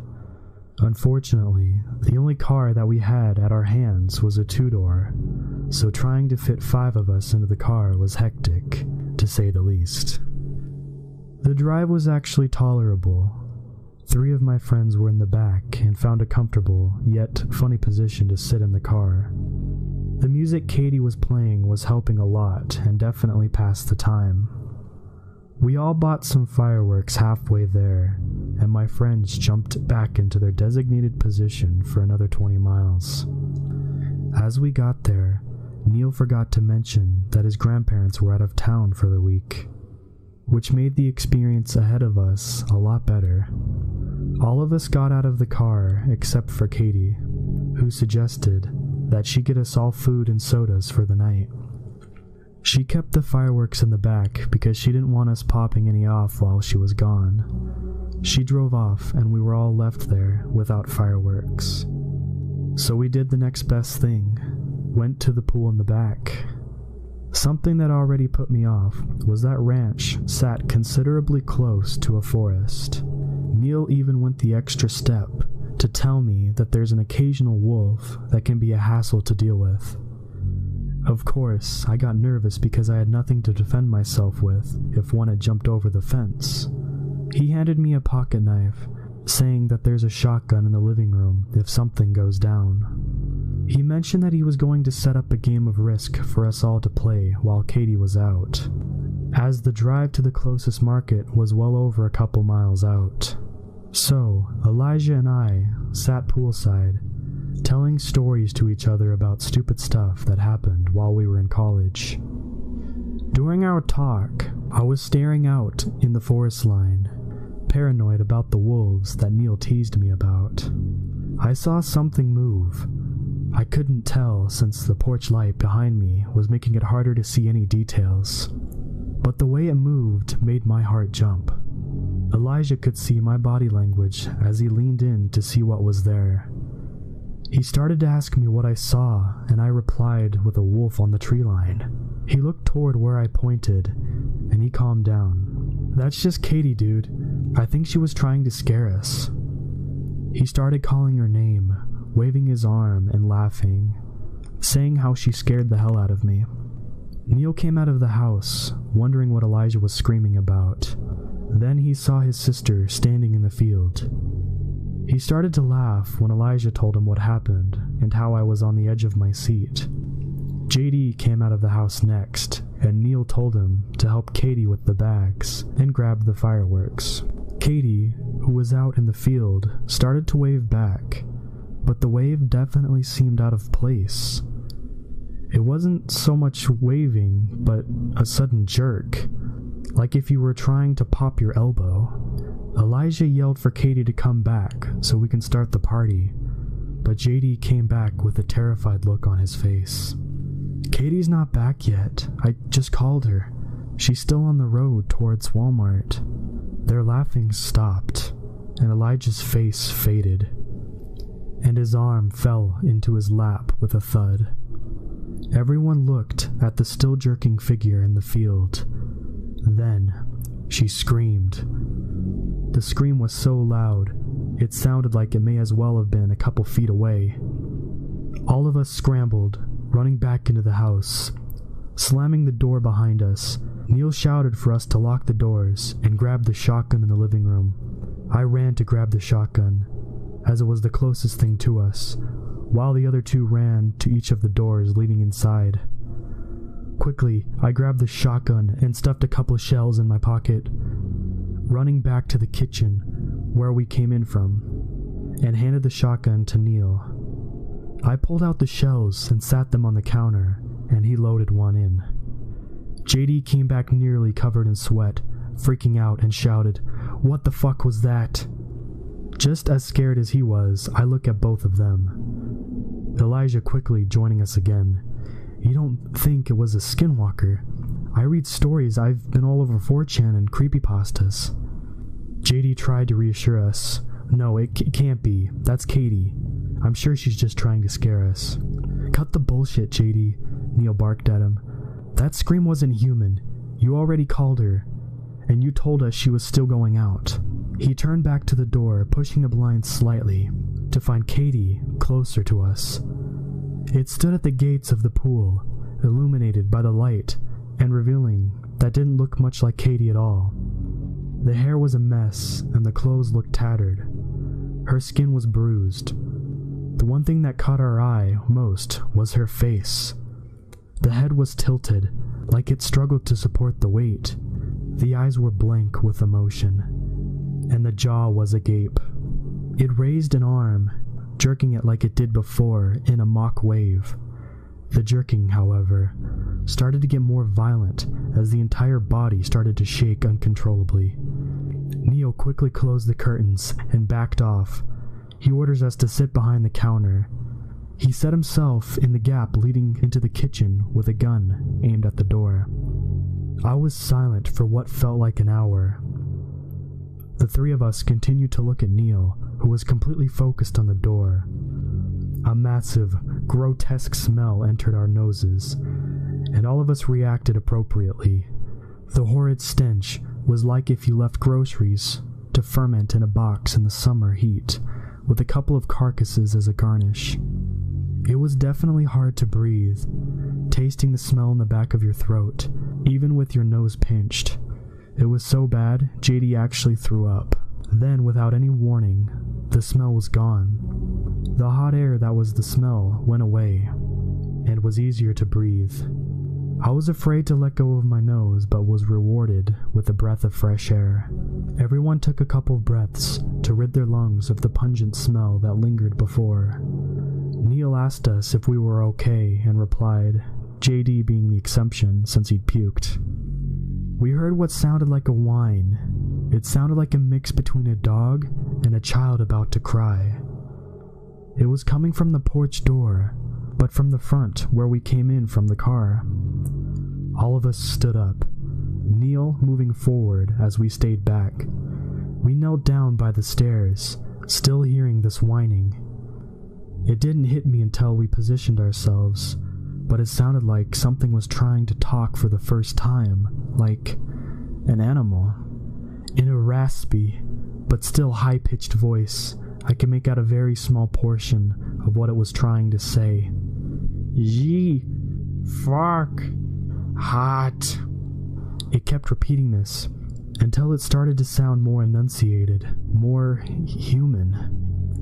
What the fuck was that? It sounded like JD. Same accent, same speech pattern, same voice. JD started to shiver. His breath was getting shallow. He shouted back in a scared voice I'd never heard come from his mouth until now. Get out. Leave us alone. Get the fuck out. Leave us alone. Get out. The last words that we heard were in the same scream we heard when we saw it initially. It started to pound on the door. Not like it was trying to force itself in, but like an impatient knock. It started to scream in the same pitch we heard it when we initially saw it. Get out! Get out! Get out! It terrified all of us. The inhuman screams, the polite pounding on the door. I started crying. I thought this was it. Neil wasn't scared, like us. He was right pissed. He stood up storming towards the door, screaming. He swung open the door, pointing a shotgun at whatever was on the other side, pulling the trigger, filling all of our ears with the sound of a shotgun blast, and the ringing to follow. Neil stood at the door, huffing. His body language was wanting to rip this thing apart. I stood up, looking past his arm, seeing nothing but a shell on the ground. I looked up past his shoulders, seeing nothing on the driveway, and the road leading back to where we came. He turned around, the adrenaline fading away, and a shaky voice coming from his mouth. We're not staying here. JD, call Katie and tell her to get ready to go back home when she comes back. The rest of the time, all of us were in the kitchen. The shotgun sat on the counter with several shells near the butt of the gun. None of us wanted to say anything. None of us wanted to look at each other. It was nothing but silence until Katie called us. Neil quickly wrote a note, leaving it on the gun as we left. All of us hopped into the car, silent. Katie noticed our behavior and constantly edged us to tell her what happened. She pouted and put on her music to cheer us up. The only thing I could hear was the blood-curdling scream, telling us to get out. Number 2. My background. My dad is full-blooded Navajo from northern Arizona, and my mom is white. I grew up in SoCal, but grew up going to the res every year and eventually moved and worked there. I'm not a skinwalker expert by any means, but I'll share what I know. The first experience I had was on one of my first solo trips without my parents, out to our ranch on the reservation. I went with my cousin and a few friends. Our ranch is pretty much in the middle of nowhere, the nearest people being at the very closest 10 miles away, so you're pretty much on your own. Our first night out there, we arrived around 2 a.m., and there was no moon, and it was pitch black, so we had a hard time finding our hogan, a traditional octagon-shaped Navajo house. We decided to just camp near a cattle corral, which we found. We set up tents and knocked out until the sun came up. When I woke up, I took a little walk around our campsite and found coyote tracks which encircled our camp and actually got pretty close to the tents and campfire, which was pretty weird and a bad sign for several reasons. The rest of the day went without incident. We woke up, cooked breakfast, explored the rim of the Grand Canyon on the reservation side, and checked out old hogans in the area. We stayed up partially late that night. We had been out exploring at night and four-wheeling off some road trails. It was around 2 or 3 a.m. We were driving up a rocky road that went up to a small canyon, so there was hills pretty high and steep on both sides of me.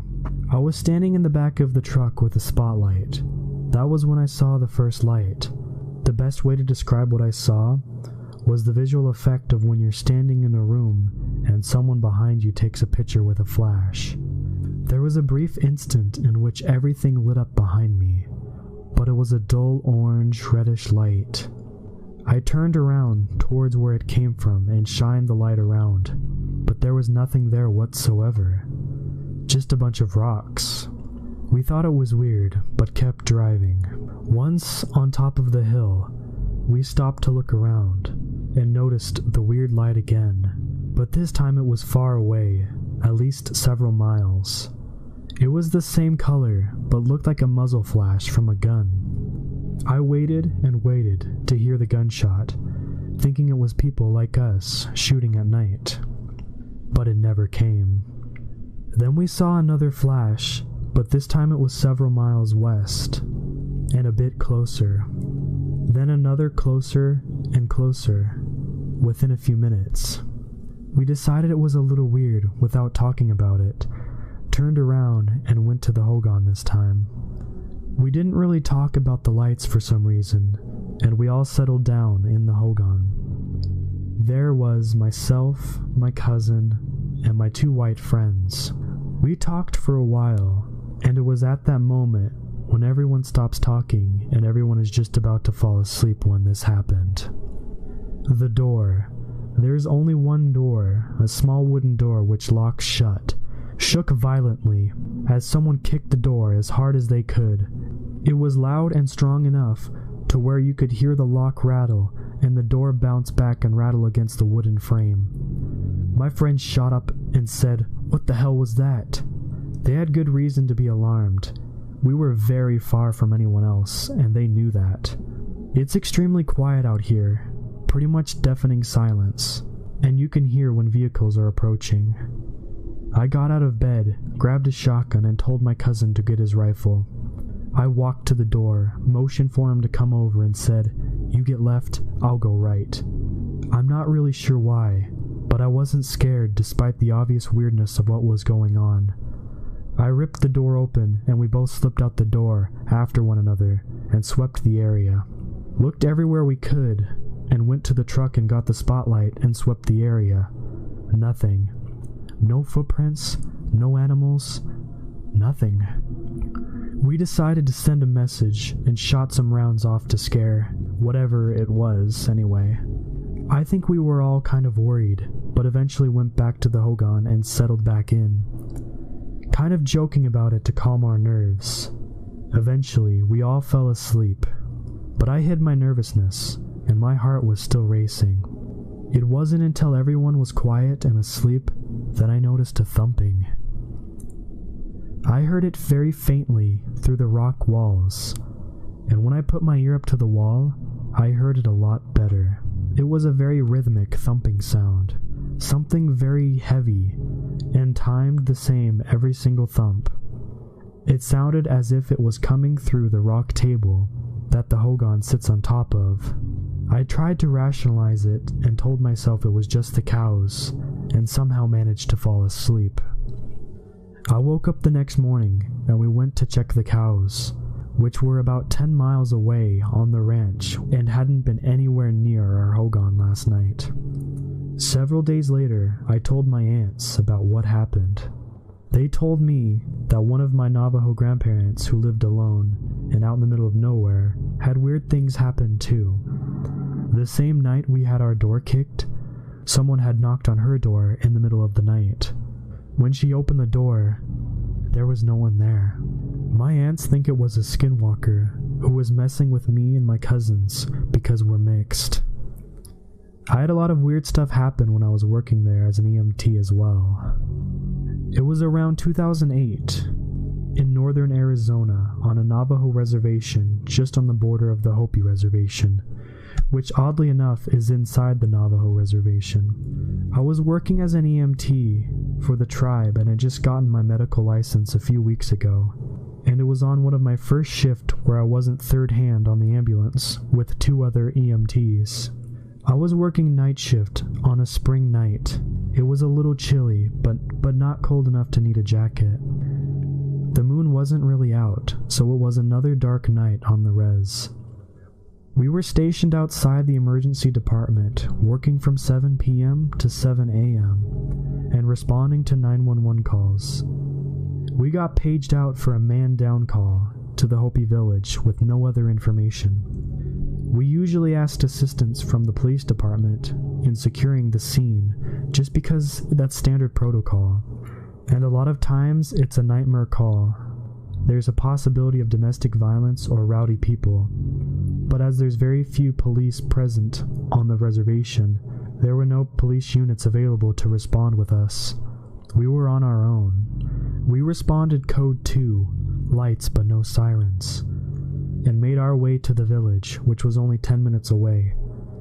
We arrived on scene and immediately saw the patient lying on the ground in the dirt in front of the house. It actually turned out to be a distant relative of mine somehow.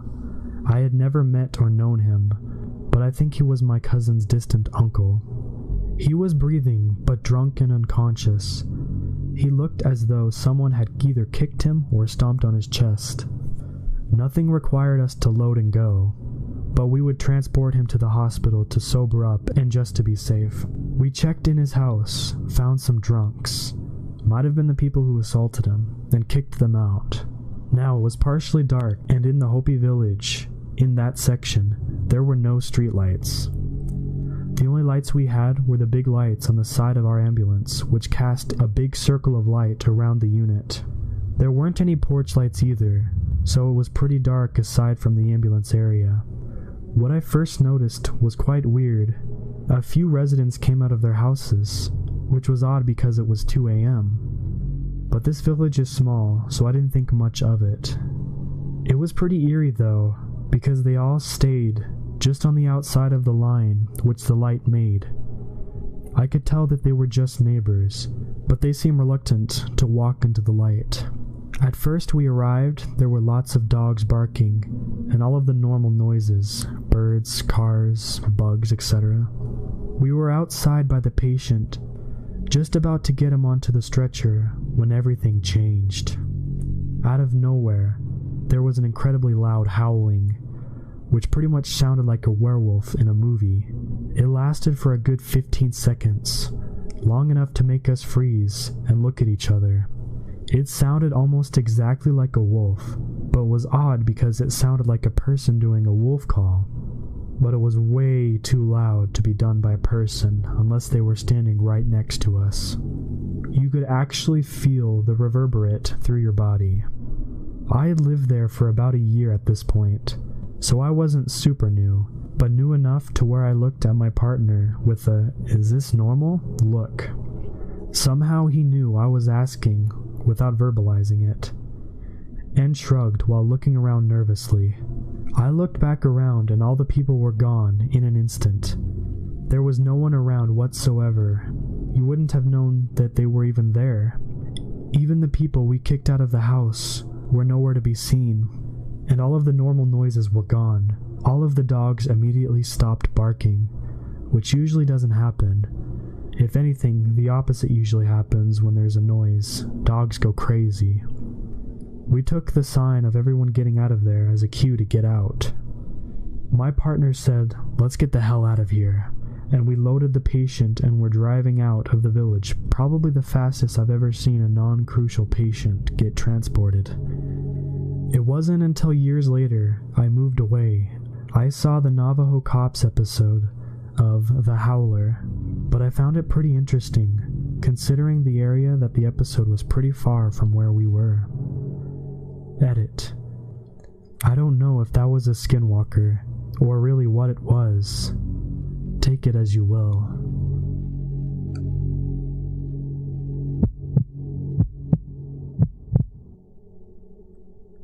This is the story of my first encounter with an odd creature I grew to call Skinwalker.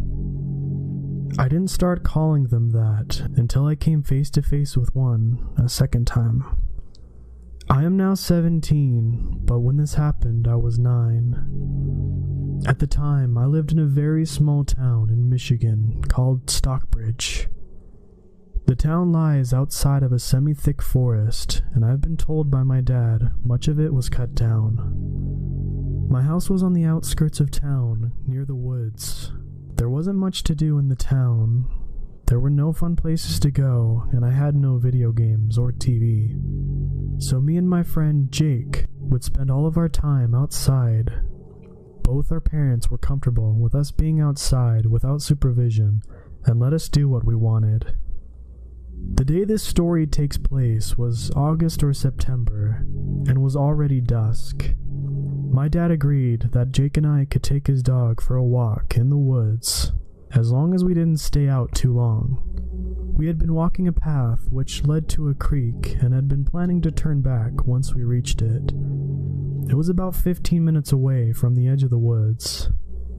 We were 10 minutes into the walk and Jake's dog, Midnight, had begun sniffing everything in sight. He was a well-trained dog most of the time. We could walk with him through the woods without a leash. But before the walk, we had gotten him really excited and he still hadn't calmed down completely. A small animal saw Midnight and quickly ran back the way it came. Midnight, still a bit hyper, bolted after it, ignoring Jake's cries for it to come back. Jake and I ran after Midnight as fast as we could, but we soon lost the sight of him, and had only the noise of his barks to follow. The chase lasted a few minutes until we caught up to Midnight. He had stopped to sniff at a tree.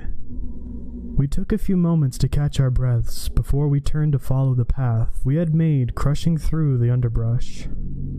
Midnight was now walking happily beside us. We hadn't gone very far when Midnight stopped, sniffing the air. Once again, he had turned and ran into the foliage.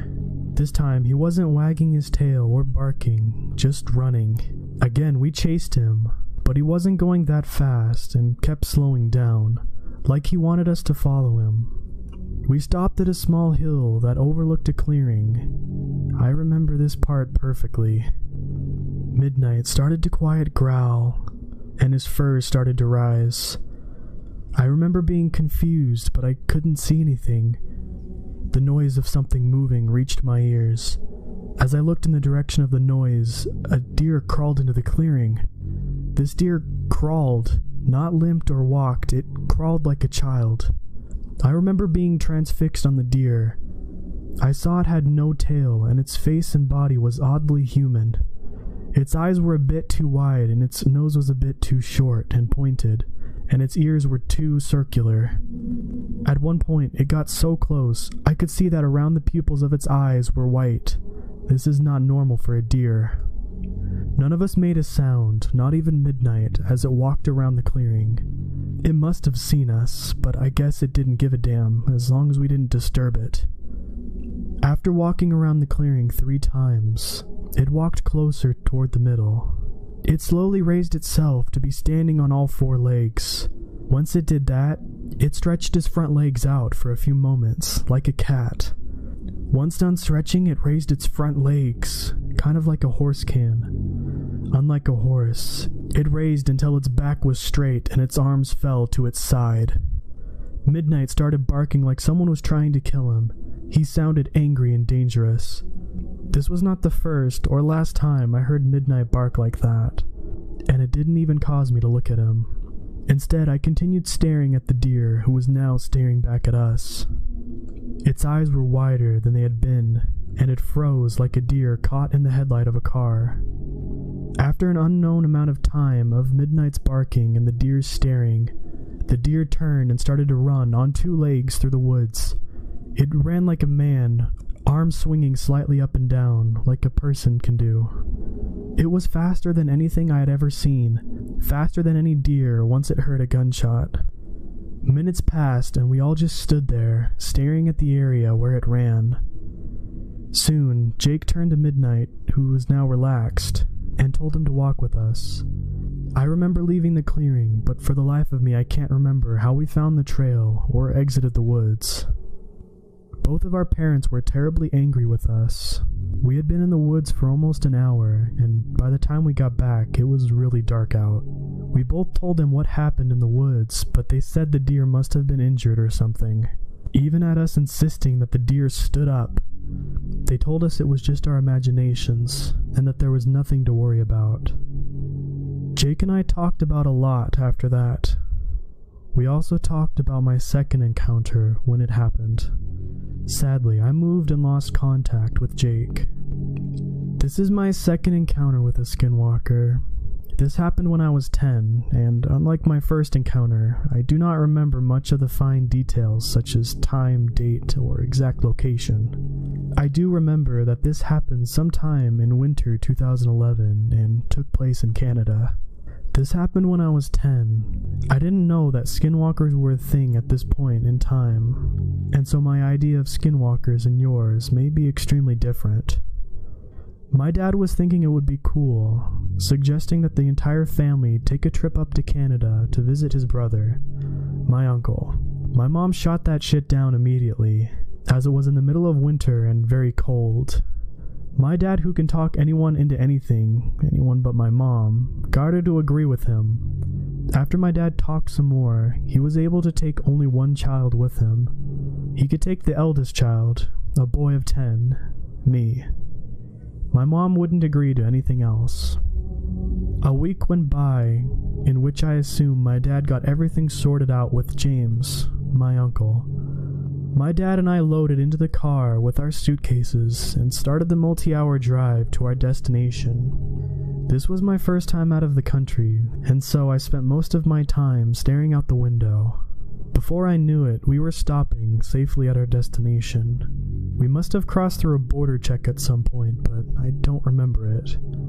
Our destination turned out to be a cabin in the middle of the woods, with no civilization for miles. It was fantastic. This remains the only time I visited Canada, but the woods were beautiful. I remember being awestruck by them. The trees were a different type than in Michigan. The nature was loud with animals, and there were some bird calls I couldn't place. And the snow was deep, but seemingly untouched. I met James and his family for the first time. The first 3 or 4 days were a blast, exploring my new surroundings and just having fun with others.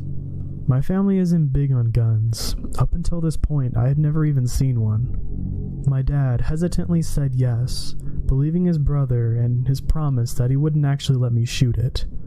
James got his gun, which was some kind of rifle, I believe, and we went into the woods.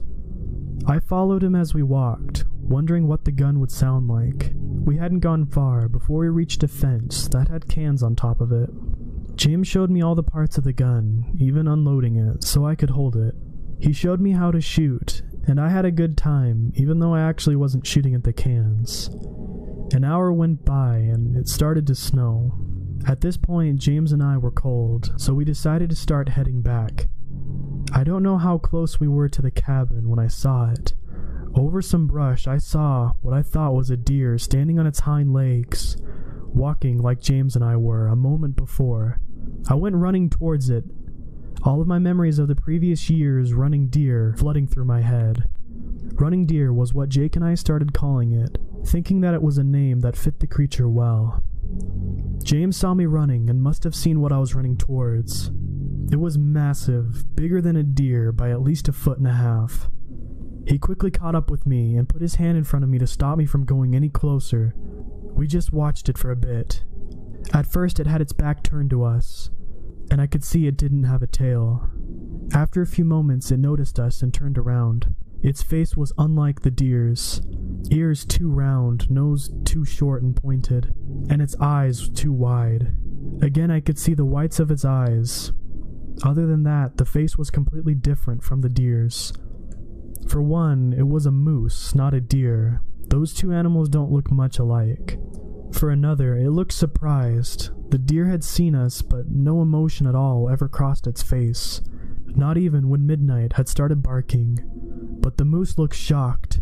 It looked like it had found an unknown creature. I watched the moose with curiosity and wonder. The moose looked at us with something in its eyes. I couldn't place it at the time. Years later, I was 12. I saw the same look in another creature's eye. The creature was a starving dog, guarding its kill from me as I walked by. That look was hunger. The moose started walking toward us. It didn't get 3 steps before I heard a gunshot. Immediately after the gun was fired, the tree directly behind the moose seemingly exploded. Without a moment's hesitation, the moose turned and ran, faster than anything that size should be able to move. I didn't watch it as it ran. I had fallen over, ears ringing. I had been wearing earmuffs while James was shooting earlier, but I had taken them off while we were walking back. The ringing gave way to a splitting headache. I have never been so close to a gun when it fired. I have heard that being close to a gun when fired can leave you close to death for a while, but the ringing seemed to wear off after a few minutes. James was in front of me when he shot. Maybe that had something to do with it. Anyway, once it was evident that my hearing was back, James made me promise not to tell anyone anything that just happened. Me being 10, I told my dad. James and I saw a moose, and it was standing just like a man, just like the deer. As soon as I got back, James was standing right behind me and everything. I remember James saying something like, "This kid's got one hell of an imagination," and my dad just started laughing. I have tried talking to James about this. I tried just before writing this, in fact, but he always seems to avoid the subject. He even went as far as to hang up on me when I tried pushing for information earlier. This is my 3rd story. At the time, I was 16 and lived in Massachusetts. I've also lived in Michigan and Wisconsin and have had encounters in both.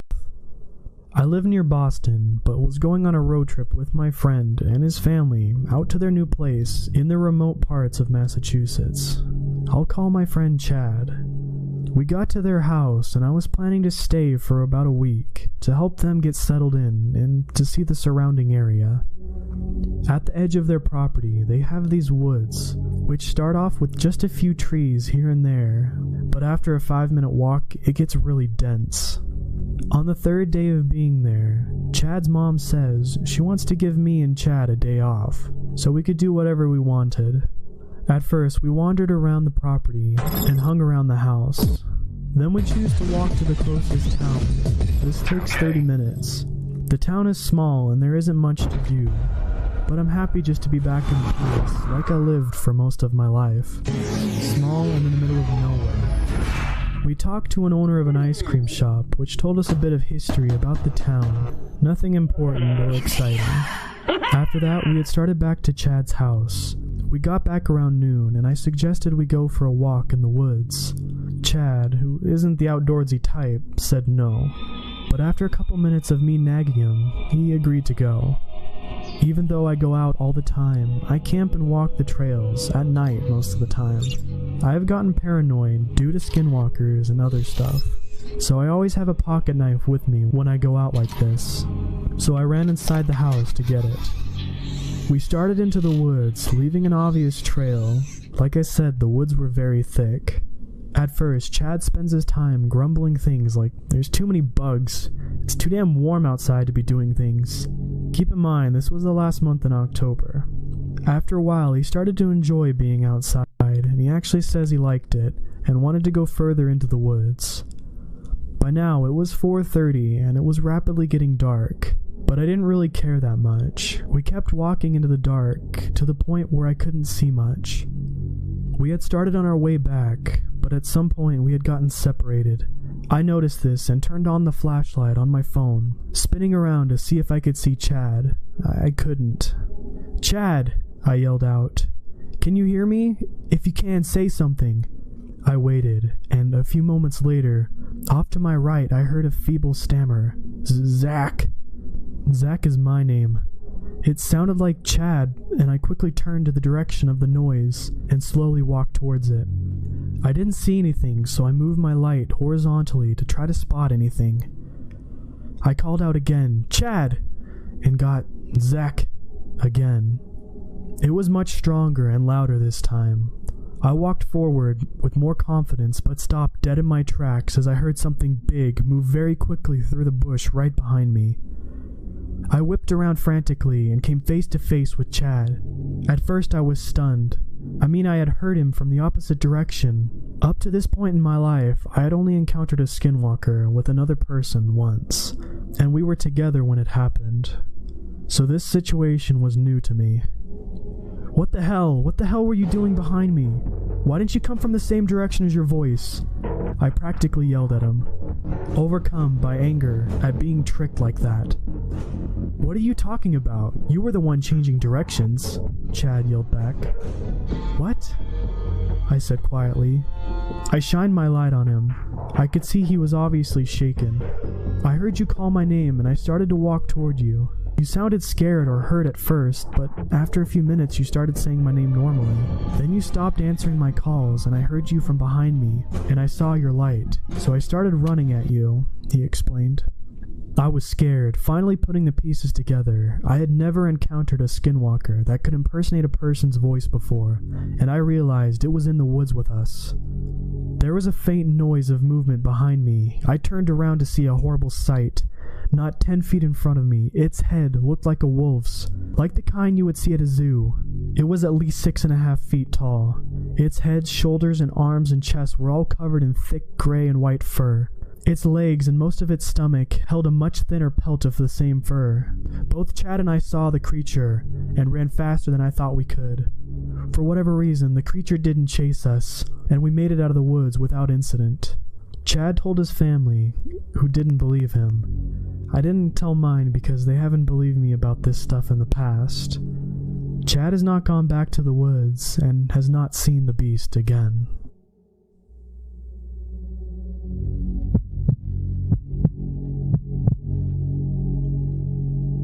I haven't thought about this in a good 10 years since it happened. I'll start at the beginning. My family moved to secluded Pennsylvania when I was 4. I was immediately entranced with living in the country, with several acres of woods behind us, and the house seemed so huge to me at the time. However, as a kid, I was always sensitive to spirits or energy, and there were definitely some creepy things going on in the house. So my parents noticed that I stayed with our dog Bambi a lot. He was a small sheepdog and my adventure buddy when we went walking in the woods.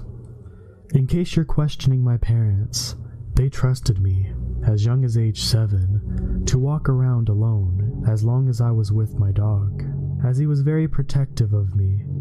My dad would give me his cell phone to carry with me just in case I needed any help. Up until I was 15, I spent a lot of time alone by choice. After school, I'd be home by 3:20. I'd eat lunch immediately and take Bambi out into the woods, and we'd explore the surrounding forests, fields, meadows, and ponds together. He was always right by my side and seemed really attuned to the spirit. If I felt something was in the house, he'd bark at it or whine, or I'd watch him follow it around. Usually, he picked up on the presence of something at the same time I would. Anyway, from the backyard to the left, there is a small strip of trees, and in the fall and winter, when the branches are bare, you can see the field next door, which is about 300 yards from my house itself. There is a big plane shed up there, and a kind of runway, where my neighbor would fly his biplanes off. What's kind of important to the story is we have no neighbors for a mile in every direction. It's pretty rare to see any kind of people on the surrounding properties unless it's my neighbor haying the fields in the summer. But one day, in early fall, I had been trumping through the woods with Bambi for several hours, and I let him run off the leash most of the time because he would run ahead about 20 feet and keep turning around to check if I was still there. If I had lost sight of him, he'd retrace his steps to find me again. That day, I got caught up in something, so Bambi ran off a little bit and I suddenly realized I was alone. Suddenly, there was a lot of crashing deeper in the woods, and I heard Bambi's alarm bark and a lot of yelping and then some screeching. Raccoons and gophers really make fucking scary distress sounds, so I figured that's what it was. So I called Bambi, and he popped out of some brush, covered in pickers, and since I was spooked, I ran right back home with him. Right as I got back to the door, I stopped to catch my breath, and Bambi and I were just standing there when I spotted something standing on the very edge of the runway. It ran along the higher end of the field, and then there was a steep drop off the edge of the hill at the very end of it. They didn't appear to be wearing anything distinctive, but even at dusk, I could see that they were appearing completely black, or everything about them was very shadowy and dark. This part gives me shivers now. They were standing, facing off the runway, and then I saw them hunch over and slowly raise their head and yell, "Bambi!" at the same high voice I would use to call him. They had the same vocal inflection as me too, but it sounded like they were trying really hard to sound like me. Next to me, Bambi tucked his tail under, lowered his head, and growled softly. They called again, but this time it sounded like they were losing their voice, as if they had been calling it for a while. My 8-year-old logic assumed that someone was trying to steal my dog. But why would they stand in the middle of the field and be so obvious about it? When I told my parents about it that night, they dismissed my story. The next day, I went to my cousin's house 2 miles up the road, and my uncle told me about an animal he saw the night before that he was trying to identify. He said it looked like an emaciated cow sprinting across the bridge over the creek, which was about 300 yards from the runway. And also since then, anyone who's been at my house has always been uneasy around the creek and the plane shed runway, whether or not they're interested at all in the paranormal. I know a lot of death happens in nature, but I've also found goats ripped up in the field. The nearest house with any amount of goats or farm animals is nearly 4 miles away, and a lot of unexplained things have happened up there. Number 2. Background. I'm a female, and this occurred 2 years ago when I was 18. This takes place in Maine. Every summer, my family and I go up to camp in Ellsworth, Maine. It's about a 3-hour drive from my house. The camp itself is an hour from the nearest town. I've been going to this camp my entire life. My family owns it, and I've never had an incident like this happen before. I was watching TV in the middle of the night. Both of my brothers and parents had gone to bed. I had heard a noise coming from the kitchen and realized the dogs needed to go outside to do their business. So I took my brother's 2 pit bulls and my tiny dog outside after turning on the porch light. I walked around the front yard and let the dogs off the leash. It's so incredibly dark in the woods in Maine that the porch light really only illuminated the porch and nothing else. So I tried to keep an eye on them. I was momentarily distracted when I saw a wild bird on the lake. When I looked back, I saw the pit bulls were both looking at something in the woods. I couldn't see what it was, but I assumed they'd seen a squirrel or a raccoon. It was then I realized I didn't see Alfie anywhere. She's an awfully small dog, and she's completely black. I called her a few times, and heard a soft whimpering right where the dogs had been looking earlier. I took a couple steps in that direction and called for her again, worried that she may have gotten her paw stuck between rocks or gotten stuck in a snake hole. Suddenly, I felt something moving behind me. I whipped around and looked down, and it was Alfie. She had been staying close to me the entire time. I just hadn't seen her. So naturally I was thinking, if Alfie's here, what the fuck is in the woods? I took another step forward, and the pit bulls began to growl. They were slowly advancing, and were now on either side of me, looking right into the blackness of the woods. I quickly picked up Alfie, and began to back up, very slowly. I'm not sure what I thought was there, but there's a lot of animals in Maine, and I figured the dogs knew better than I did, since I couldn't see anything. Right as I turned around, I heard the most absolutely bone-chilling thing I have ever heard in my life. Coming from the direction of the woods, I heard someone, or something, call Alfie's name. It sounded almost as if it was trying to mimic me, but it was just all wrong. The voice sounded really distorted and almost seemed to wail. I freaked the fuck out and ran inside with the dogs. I have no idea what was out there in the woods. My camp is essentially a log cabin overlooking a lake, and our nearest neighbor, who is also family, lives at least a half a mile in the opposite direction of where that thing was.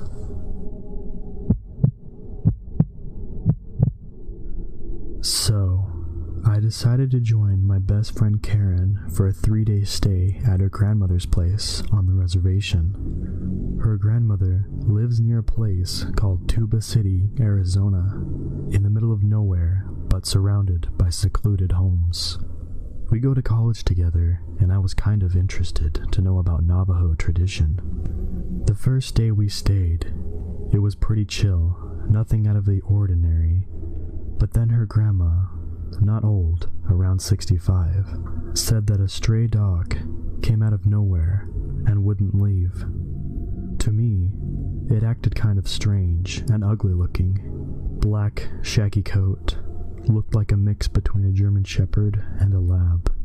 That night, we were watching a movie in the living room. We had big windows that looked out into the front where the cars were parked, with the curtains wide open. Grandma was in the kitchen cooking dinner, and we were watching a movie. Next to the window is a medium bookshelf and where we keep our DVDs. Karen went to put back a DVD we had just watched, but she freaked out because that stray black dog was staring at us through the window, standing on top of the wood box outside. Not something normal dogs do, from my point of view or hers. Usually, my dog, which is a house dog, scratches the door to be let in. Reservation dogs aren't house dogs, and dogs inside houses are frowned upon in Navajo tradition, meant to protect the house and the owner. The other dogs seemed to stray away from it. Karen opened the door and yelled at it to get off the box. It ran off behind the shed. We went to Tuba City to get some groceries and came back to the house. The dog was nowhere to be seen, nothing unusual. Grandma went to visit some people, so it was just Karen and I. About 5 o'clock, we heard someone trying to open the door. We both looked out, since there had been no car heard and no dogs barking. We looked out the living room window to the door, and there was a dog trying to open the door with its paws. 2 paws wrapped around the brass doorknob, standing on its hind legs. I thought that was weird, but it didn't really freak me out. Karen was, though. She opened the door and chased it off. Grandma came back later, and Karen told her she didn't like what she heard. We got ready to sleep. We slept in the spare room since it had 2 beds. One of the window curtains opened a little. We turned off the light, but something sounded like it was on top of the roof. Pitter-patter, footsteps and scratching sounds, as well as panting. Weird, because the roof was way up there. It sounded like it jumped off onto a large plastic water barrel that they had. At first, we heard what sounded like barking, but as it grew louder, the dog seemed to be barking at something else. But all of a sudden, something was running around the house, barking, and it was no dog. No, it wasn't. The barking sounded human, a deep male voice barking, like it knew that we knew it wasn't a dog. Woof, woof, woof, ruff, ruff, arf, arf. Just exactly like that, adding the W's, R's, and A's. Then panting again by the window, and we started freaking out. Karen decided to open the curtains to look out. In my opinion, that was stupid. There was a stray dog on its hind legs looking into our bedroom, but this time it stunk. And what I thought were 2 black holes in the neck. Another pair of eyes twinkled. Think of those ugly, glossy spider eyes staring at you, and the paws were deformed, looking like hands and overgrown, somewhat thick, sharp fingernails. Again, both screaming and shutting the curtains closed. Grandma came running through the door, and seeing it, first thing she did was grab ashes from the fireplace, loaded 3 bullets into a shotgun from under her bed, blessed herself in Navajo, and went outside to shoot it, yelling in Navajo about how the thing wasn't welcomed here, and how it should get the hell out, and for it to go linger somewhere else. Them both being traditional, the next day they called a medicine man to come over and put cedar in the house. He prayed over everyone with cedar smoke and an eagle feather, blessed the place, and made us eat bitter herbs called eagle's gull or something, and gave me an old arrowhead. Apparently, I needed to carry one for protection, and a little pouch called a corn pullen. Seems to work pretty well. The medicine man said the dog was a skinwalker, which in Navajo is a long word, but I just call them Yoshis. The body of a stray dog, which was killed by the skinwalker, made an illusion, so we wouldn't know that it wasn't a real dog. He also said that skinwalkers tend to harm people by using some sort of human bone, straw, to spit at someone and get human bones into them. Doctors can't detect it, but the medicine man that day pulled a piece of a human skull out of my grandma's right shoulder, pretty big, about 2 inches long and 1 centimeter thick. It was real because we watched him pull it out of her. That was intense.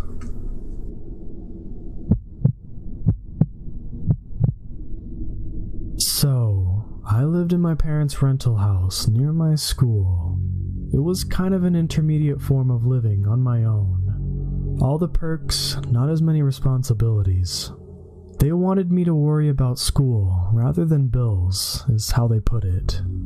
I still have a part-time job for groceries and other various stuff I want though. The night it happened, I'd come home to a crazy dog, Vinny. My big black lab was going absolutely bonkers. He was jumping up on me, which he never does, and barely let me get to the counter to set down my takeout. I figured he was out of water or excited for dinner. It was close to dinner time, and I paused to scruff him and calm him down, but he just kept bounding around like he wanted to tell me something. I filled his bowl and took my Thai food to the couch.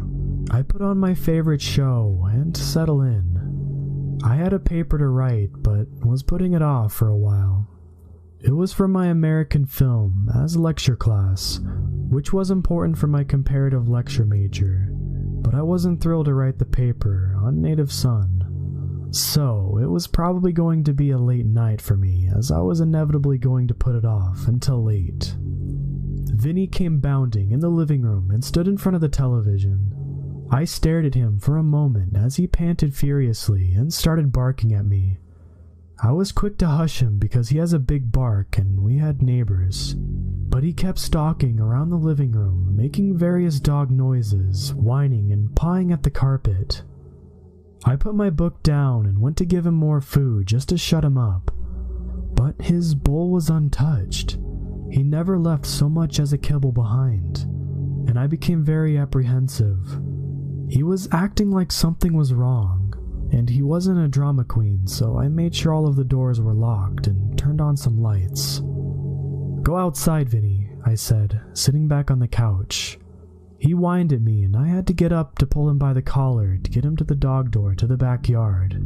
He shot me a look and climbed through and I sighed, still a bit concerned but not overly so.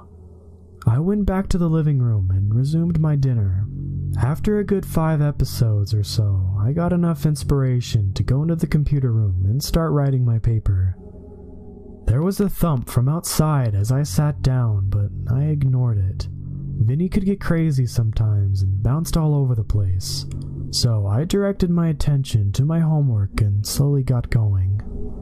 I'd been working for an hour or so when I heard another thump and something drag along the side of the house. I furrowed my brow and tried to concentrate on my paper, but something felt off. Vinny started barking and I rushed to the door to get him to come in. He was growling, hackles fully up, and I could barely get him back inside. I locked the dog door and tried to walk away, but he just sat there, staring.